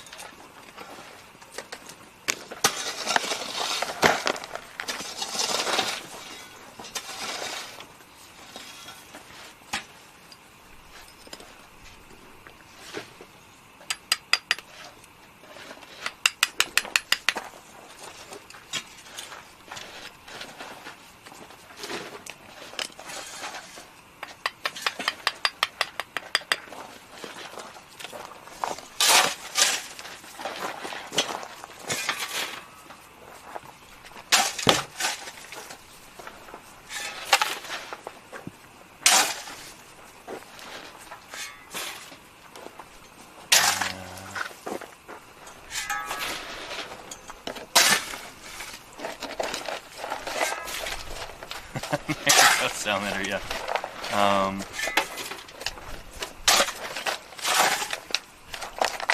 Strata Fenestra, yeah, there you go. Yeah.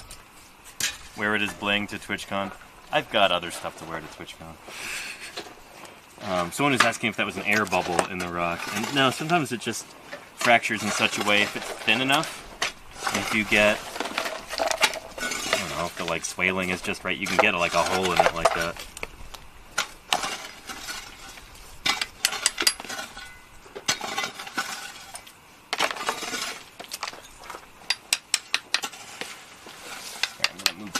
Out of the sun too. A little bit of a beam of death across it.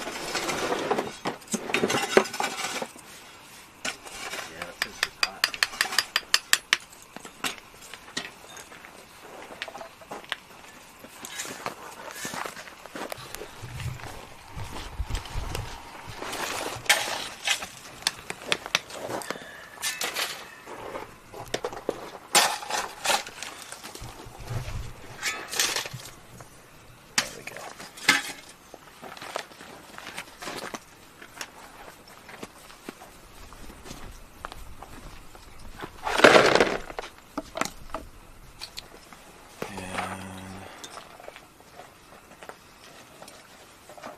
Hello to Mosi says you'll need a cooling trailer like they use in the oil fields as a high velocity air conditioner to cool you off quick. I wish we had that kind of budget. Holy cow. We've had oil company types offer us cargo container offices and things, but we just can't set them up because we're not, permitted or set up permanent facilities out there. Because they'd definitely be semi-permanent. Yeah, for sure. And then they'd want reclamation bonds in case we retire and gone, and then they decide they don't want to spend the money to move them again. Mm-hmm. It's really sad, but it's the way of it. Once again, dawn of the Cretaceous fossil bed. Someday. Yeah. Someday. In the meantime, we're lucky to have money for, for tools and stuff like that. To live. Yeah. So we don't have to eat crickets and flies. Tasty. Potatoes are sweet.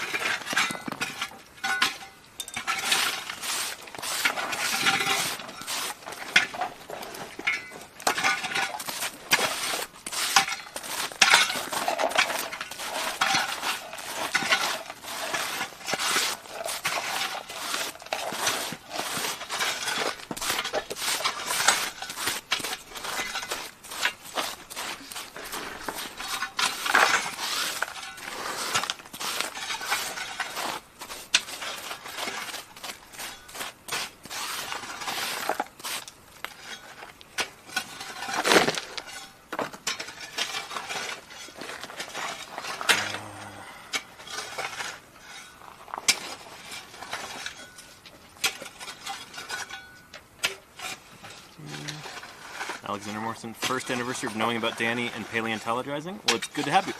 A happy 1 year anniversary to us, Alexander Morrison. Cheers. Here's my water.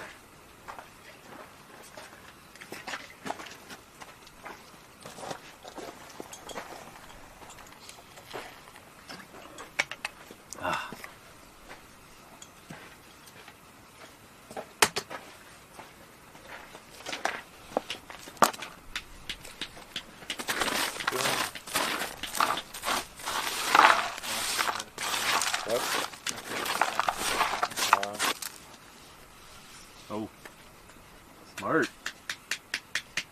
Fish are getting creative up there. I'm sure that'll last all day. Yeah. Not a lot. Can you see that, Chad? Oh, those are the pads that Krista brought. Nice. We should take some wagers. We'll take this black one that's over by you, or are you using it? Black one? Yeah. Get a black one. There's Dawn's Crazy Creek chair. Yeah. Hopefully. Oh, smart. Trying to block out those beams of sun coming through the seams in the tarp. Nice.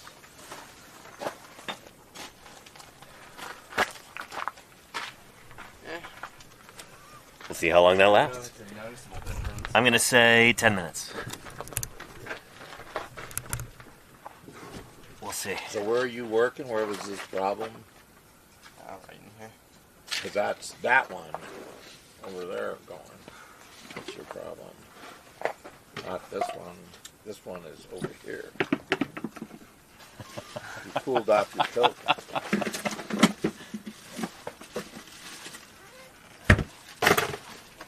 With a shade challenge and an IQ test.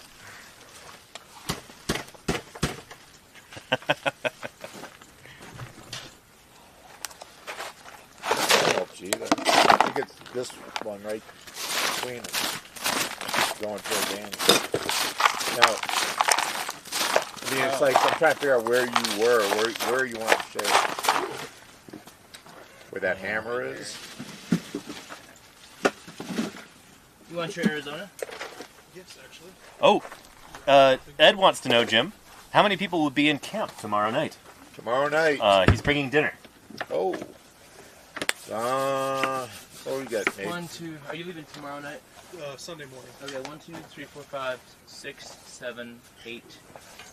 Yeah, no more than 8, I don't think. I think 8. That's including Ken? Yeah. Yeah, we should have 8 people. Ed, thank you.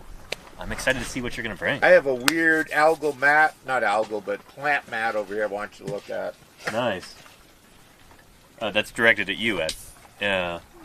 Weird plant material. I'm leaving it alone. Like, Nice. look at it, we'll obliterate it, and well, after that. But it's weird. You like weird, Ed. Yeah.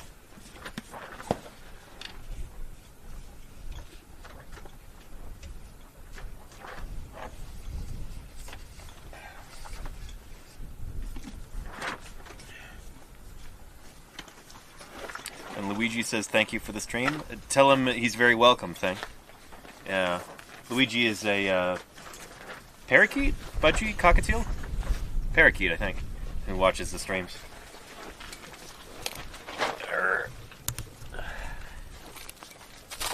One of our few actual dinosaurian viewers.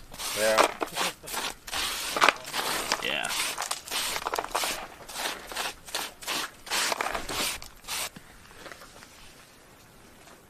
And oh, he's a lovebird. Never mind. Sorry. Still dinosaur. Yeah. Absolutely. No, I saw some pictures. This little bird holding a plastic Deinonychus. This little feet, and he's on his back, and he's just like wrestling with this. Very, very cute.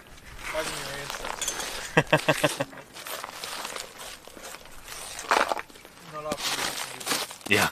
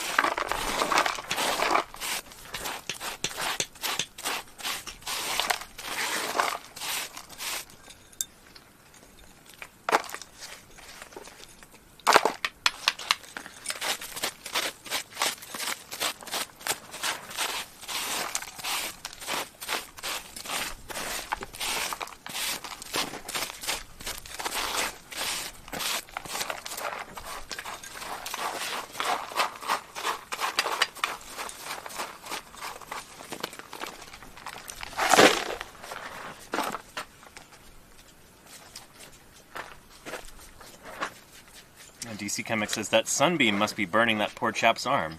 Fisher is his name? Yeah. I think he's doing okay.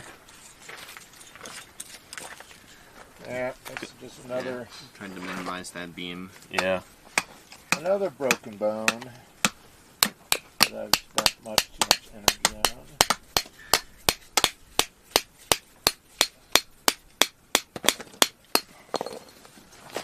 Never know.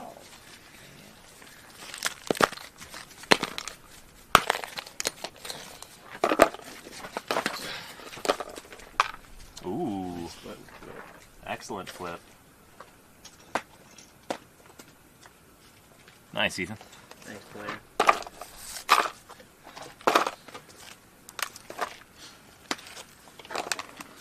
Ethan just flipped a jacket back there. You sure got a much better view of that than I did, Jeff.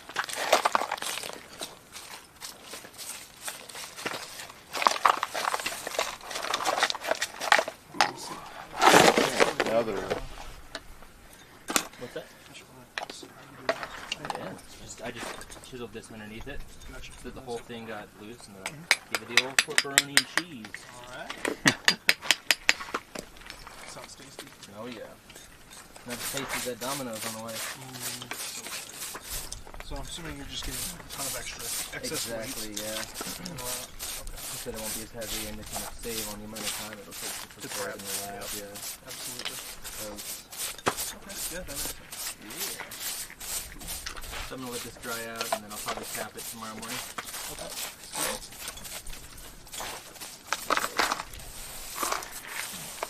You want to help me walk this? Put me next to the cooler for now. Yeah. It's a little heavy, so. You want to get this side, you get that side? No problem.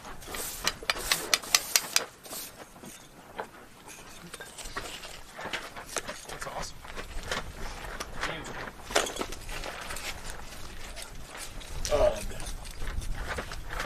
Hey, Tegan. Yes. Can I Have you get done you that? dump that one? Absolutely. And was it the femur that Ethan had been working on? Yes, indeed. Just got that flipped. Now he's going to work on kind of removing some of the rock from the underside of the femur in order to lighten the weight, and then we'll put a bottom jack on it. I think fully cocooned. Great, thanks. Yep, no problem.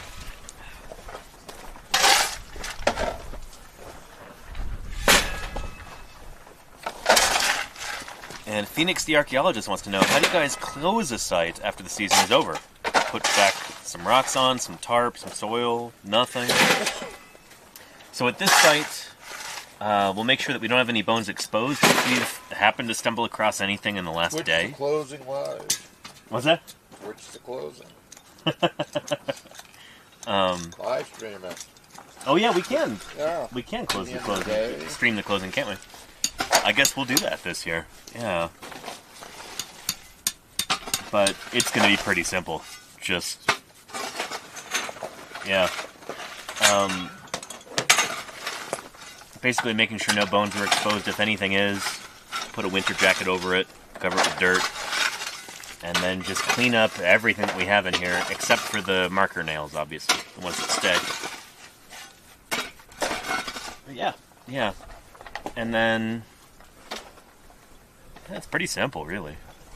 We expect to be back here next year, so we don't have to permanently close the site, which is good. Just enough to make sure that nobody tries to loot it over the winter or anything. Which they'd be foolish to do, because, I don't know, the amount of work it takes to get any of these bones out of the ground would not be worth it for, like, somebody trying to sell these things on the black market.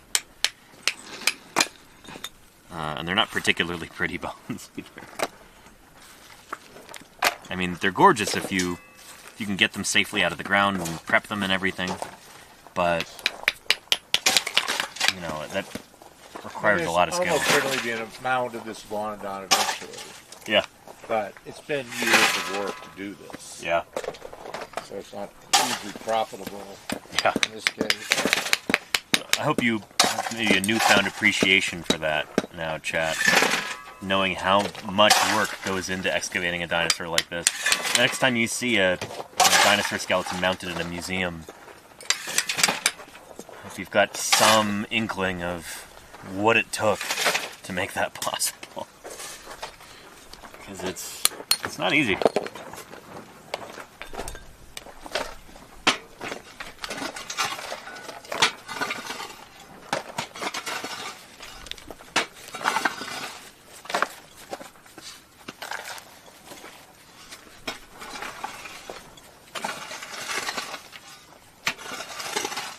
And Racodactylus says, to think, after all this work, in a scientific paper, this will be condensed into maybe a paragraph's worth of text.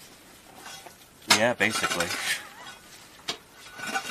I expect to be a little more than that on this piece. Oh, not, I mean about the excavation itself. Oh, yeah.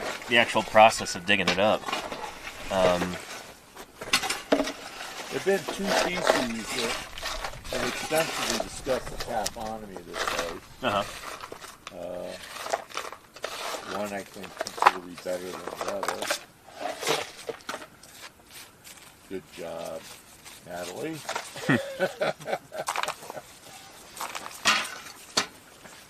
Is that Natalie Toth? Yeah. I've never met her. Yeah, not yet. Maybe I'll get a chance at SVP. Heard a lot about her. What's that? I was hoping it was Natalie Portman. Yeah. No, that's fine. I'm sure Natalie Toth is better in every way. Yeah, we want to hire her so bad, we just can't. Yeah, no one wants to give us the money to hire her in the States. Yeah. I really would like to prepare her. I wanted to prepare her to work on the Utah Raptor block. Uh-huh. She would have left Denver to do it. But, no money. Frustrating. And she'd be a Pied Piper to volunteer. Oh, yeah. Such a nice person. Unlike us. Yeah, we're nasty.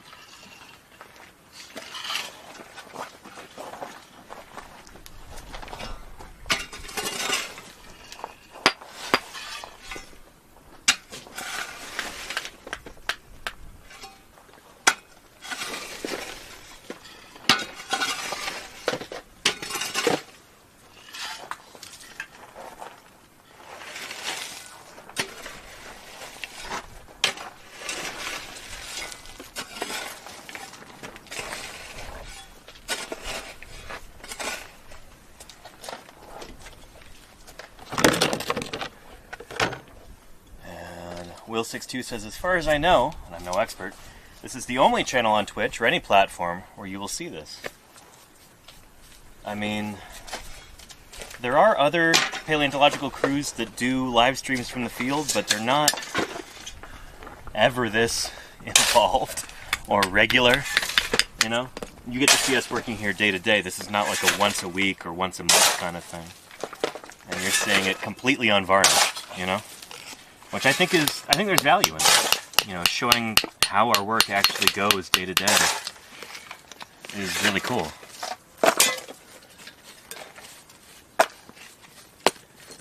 Yeah, certainly not a lecture. No. There's little to no preparation for these streams. I want you to know. Well, I get into the app and I change the title and the description every day, and that's about it. Just flying by the seat of our khaki shorts down here.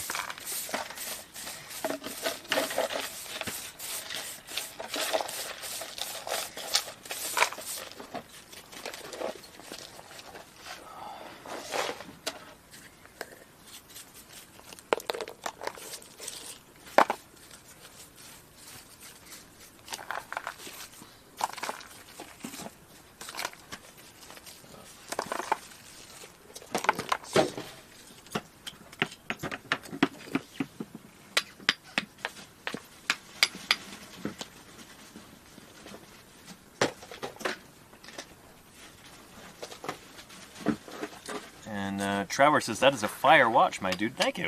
Yeah. This was my field watch until it became my everyday watch. Now, I just wear it all the time. But, yeah. I've worn other watches in the field and then accidentally, you know, taken a hammer blow to the watch face, and that was the end of that watch. So, this one had this, shoot.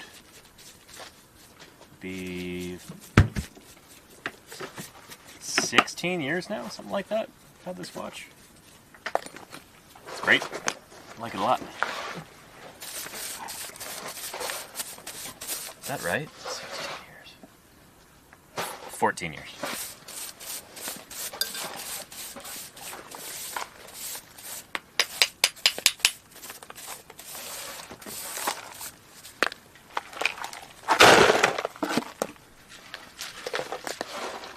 But thank you. Welcome to Paleontologizing. Yeah.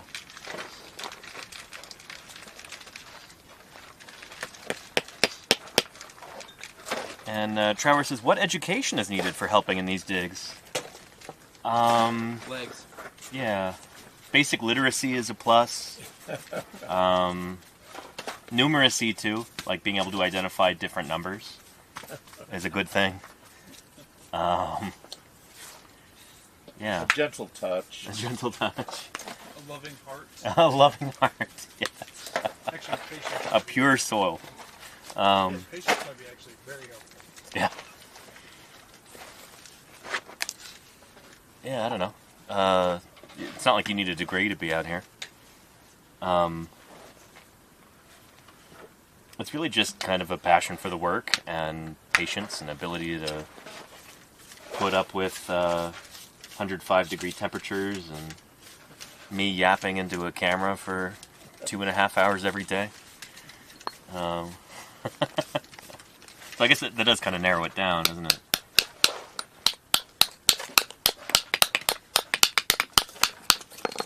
Well, I'm really grateful to be able to stream from here and that everybody puts up with this. But we'll have some pizza to show for it tonight, which I'm excited about. Thank you again, Lenina and Salamander, for sending some funds for that. Really appreciate it. Yeah.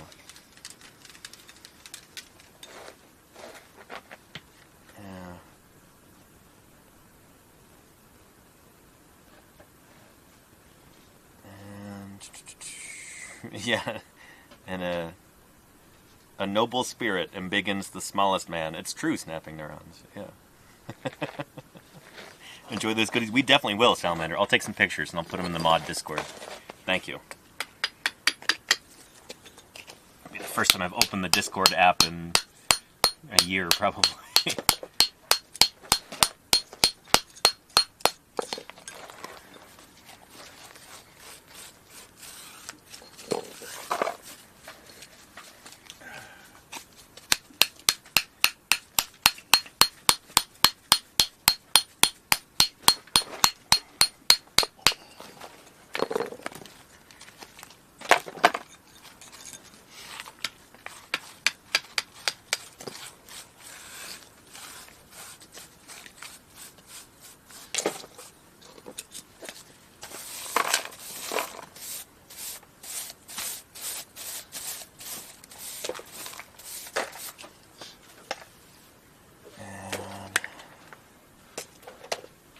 And Durundo says, hello, how do you go about getting assigned a dig site? First come, first serve? Or is there a pecking order that gets first dibs? You find it, and then you dig it up. Yeah, it really is kind of that simple, just like Ethan said right there. Yeah, and this site is called Ethan's Wash. Because, yeah, Ethan, you were digging in this area a couple years ago. Was this after Mirasaurus or at the same time? 2014, the year after. Yeah, it was after Mirasaurus. After Mirasaurus, okay. Yeah. Post Mieta. But, yeah, I don't know. When we go out prospecting looking for new sites, it's basically you find it, and then you get to dig it. You can always give a site to somebody else. It's definitely frowned upon when you, like, steal a site, which does happen. You can't get away with just doing that on federal land. Well, obviously you need permits, yeah. I want to make that clear. The federal government wants all the fossils from the site to go to the same repository. Yes. And I've been pushing them in our own program for state land. That if people don't do anything over 5 years, then someone, and you still got to clear it and get a permit. Yeah. You know, usually you'll talk to the previous people and say, "Are you done?" Mm-hmm. You know, we would like to go in there because this site's huge. Yeah. You know, people could work this for 100 years. But I don't know if any one individual institution wants to work it for 100 years. Right. Yeah. So having another institution come in later and do it, and you'll want to have similar standards of data collection so you can link it together. Keep things consistent. Yeah, it's a good thing. That's what we're doing at Lori's site. Yeah. That was the Denver Museum for a dozen years. Many cabinets worth of specimens. Yeah. And now the Prehistoric Museum in Christ, Utah is working it. We're helping out some. And that's what, they'll work it for many years and fill many cabinets of specimens. And create a remarkable database for Gastonia Rory McWhinney and the associated players in that particular giant site. Right. I have worked at sites before where the people who are digging at it no longer work for that institution, and that institution doesn't want to send crews out anymore. So really important specimens have just been destroyed by weathering because they couldn't get permission to like work a particular site. Yeah. A site that they'd previously worked, but they're just no longer part of that museum. Yeah, absolutely. You know? It's and really most frustrating. Institutions won't pay you to dig material that goes to another museum. Right. Yeah. You know, so if that museum says, "Well, we're not letting you take the stuff from that site," Mm-hmm. that's that. Hmm.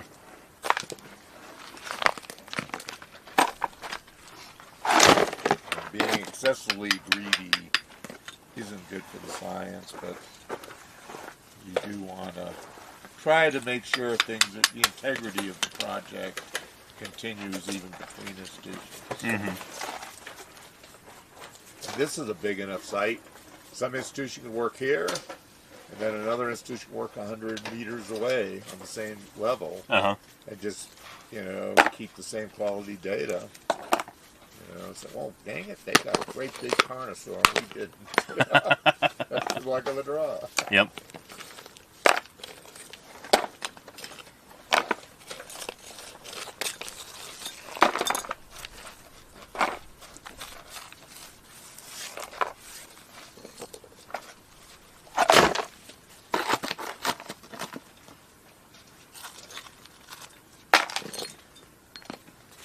Sadly, I wouldn't be against, say, that the British Museum Mm-hmm. was working here and taking stuff back to Britain, properly cared for, the Natural History Museum of London. Sure. But the Bureau of Land Management would never permit it. It's sad. I do think, why can't the University of Tokyo, if they're going to put it safely in a museum where it can be studied? Sure. I have no problem with that. If they could excavate sites legitimately in the U.S., they'd be less interested in buying the stuff that's a good point. coming out. Yeah. And that kind of works better for everyone. Like, it's a lot less expensive to dig the things up yourself than to have to pay top dollar for them at an auction or something. Plus, you often get better data. Might be better excavation if you do it yourself in some cases. A different point of view. Yeah. They meet and argue with each other. The fun part of it. Right. Yeah. Don't take it personally. This is how science works.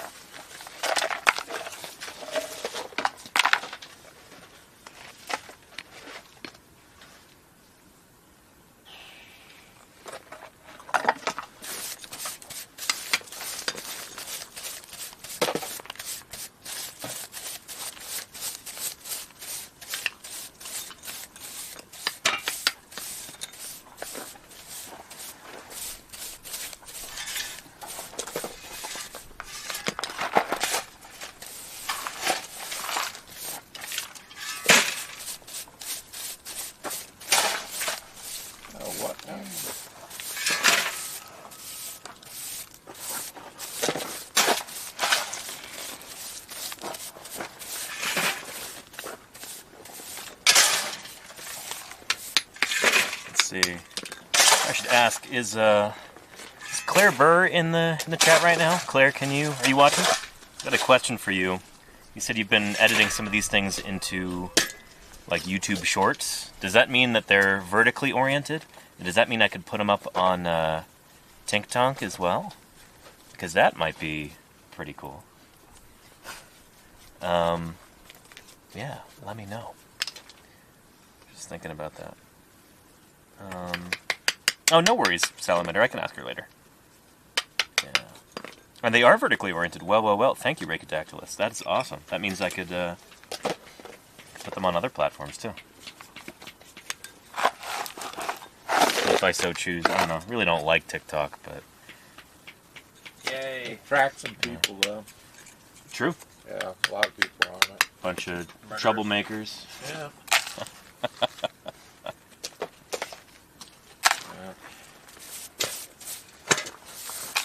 Instagram.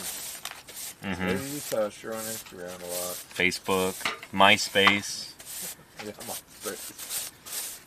I think I looked at someone's profile of MySpace for once. Yeah, this is weird stuff.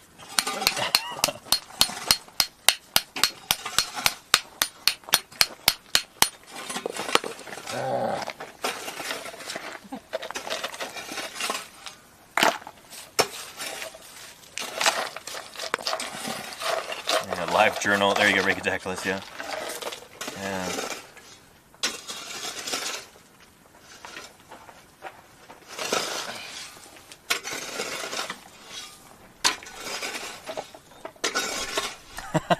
There you go, there.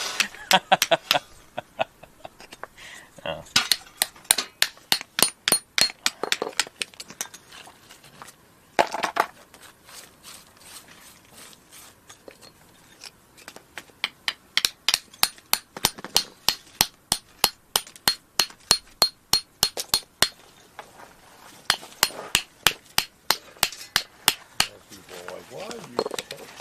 Posting so many pictures of spready plants.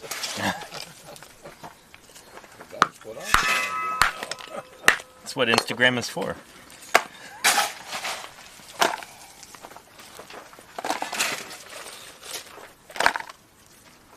This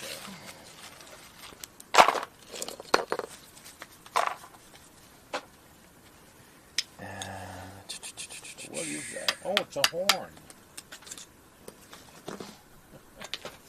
Plant horn. That's a bone. Pretty close to broken off here. It's like that one there. It's a section of a bone. Maybe a natural end on this. Jackandar says to the group, what would be your grail fossils to find for each of you? And that bone over there. See that one there? I don't know. Probably... Yeah. These nuggets. Yeah, they're big nuggets. At this particular site, we'd love to be able to find this Carcharodontosaur. It's clearly lurking in this environment. Big carnivorous dinosaur with teeth like that, potentially. Maybe he's really well adapted not to get stuck in the mud. Yeah. Like some of these other things. Just hope it's the right grail so you don't end up, turning into a skeleton man and then crumbling to dust.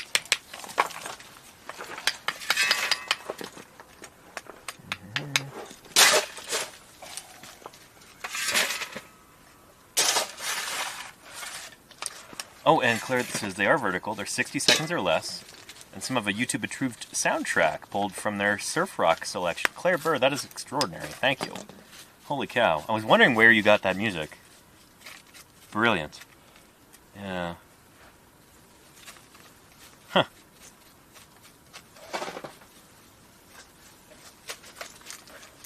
And a fully articulated baryonyx. That would be pretty cool, isolated. It'd be wonderful to find a Spinosaurid in North America. I'm going to say that. Yeah. Yeah. Natarita. Up in the Natarita Formation. Yeah, as Jim that would says, be yeah. about the perfect. And the woodbine of Texas would be good. Huh. You know, there's Cenomanian, Yeah. coastal stuff, the dinosaurs, big fish. Uh-huh. Yeah. Did you hear that, Lenina? Ideal- Woodbine ideal Formation of habitat. Texas. That's near where you live, right? Could be a Spinosaur in there, potentially. It's the right time and the right kind of environment. Yeah. Yeah. And there's fossils. I mean, There's a new, like, Hypsilophodont type critter just named from the Woodbine this year or last year, I think. the woodbine. I want to say. It was somewhere in Texas. Twin Mountain. Oh, I think it was the Twin Mountain Formation, yeah. That's a little boy in one. I mean, it's actually for the south, for the seaward, but it's sitting right on the Carboniferous unconformity. So it's Appian in age. So it's quite a bit older. Woodbine's middle Cenomanian. And Rita, middle to upper. And once you get in the upper Cenomanian, it's flooded, flooded marine water.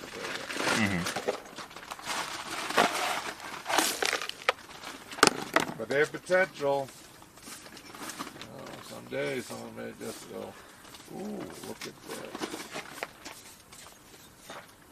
I mean, I'm surprised we haven't found one. Or, a tooth or something. Yeah, from that Carcart dinosaur. Perfect habitat. Oh, a Spinosaur. Yeah. And they would have probably come over earlier. Uh-huh.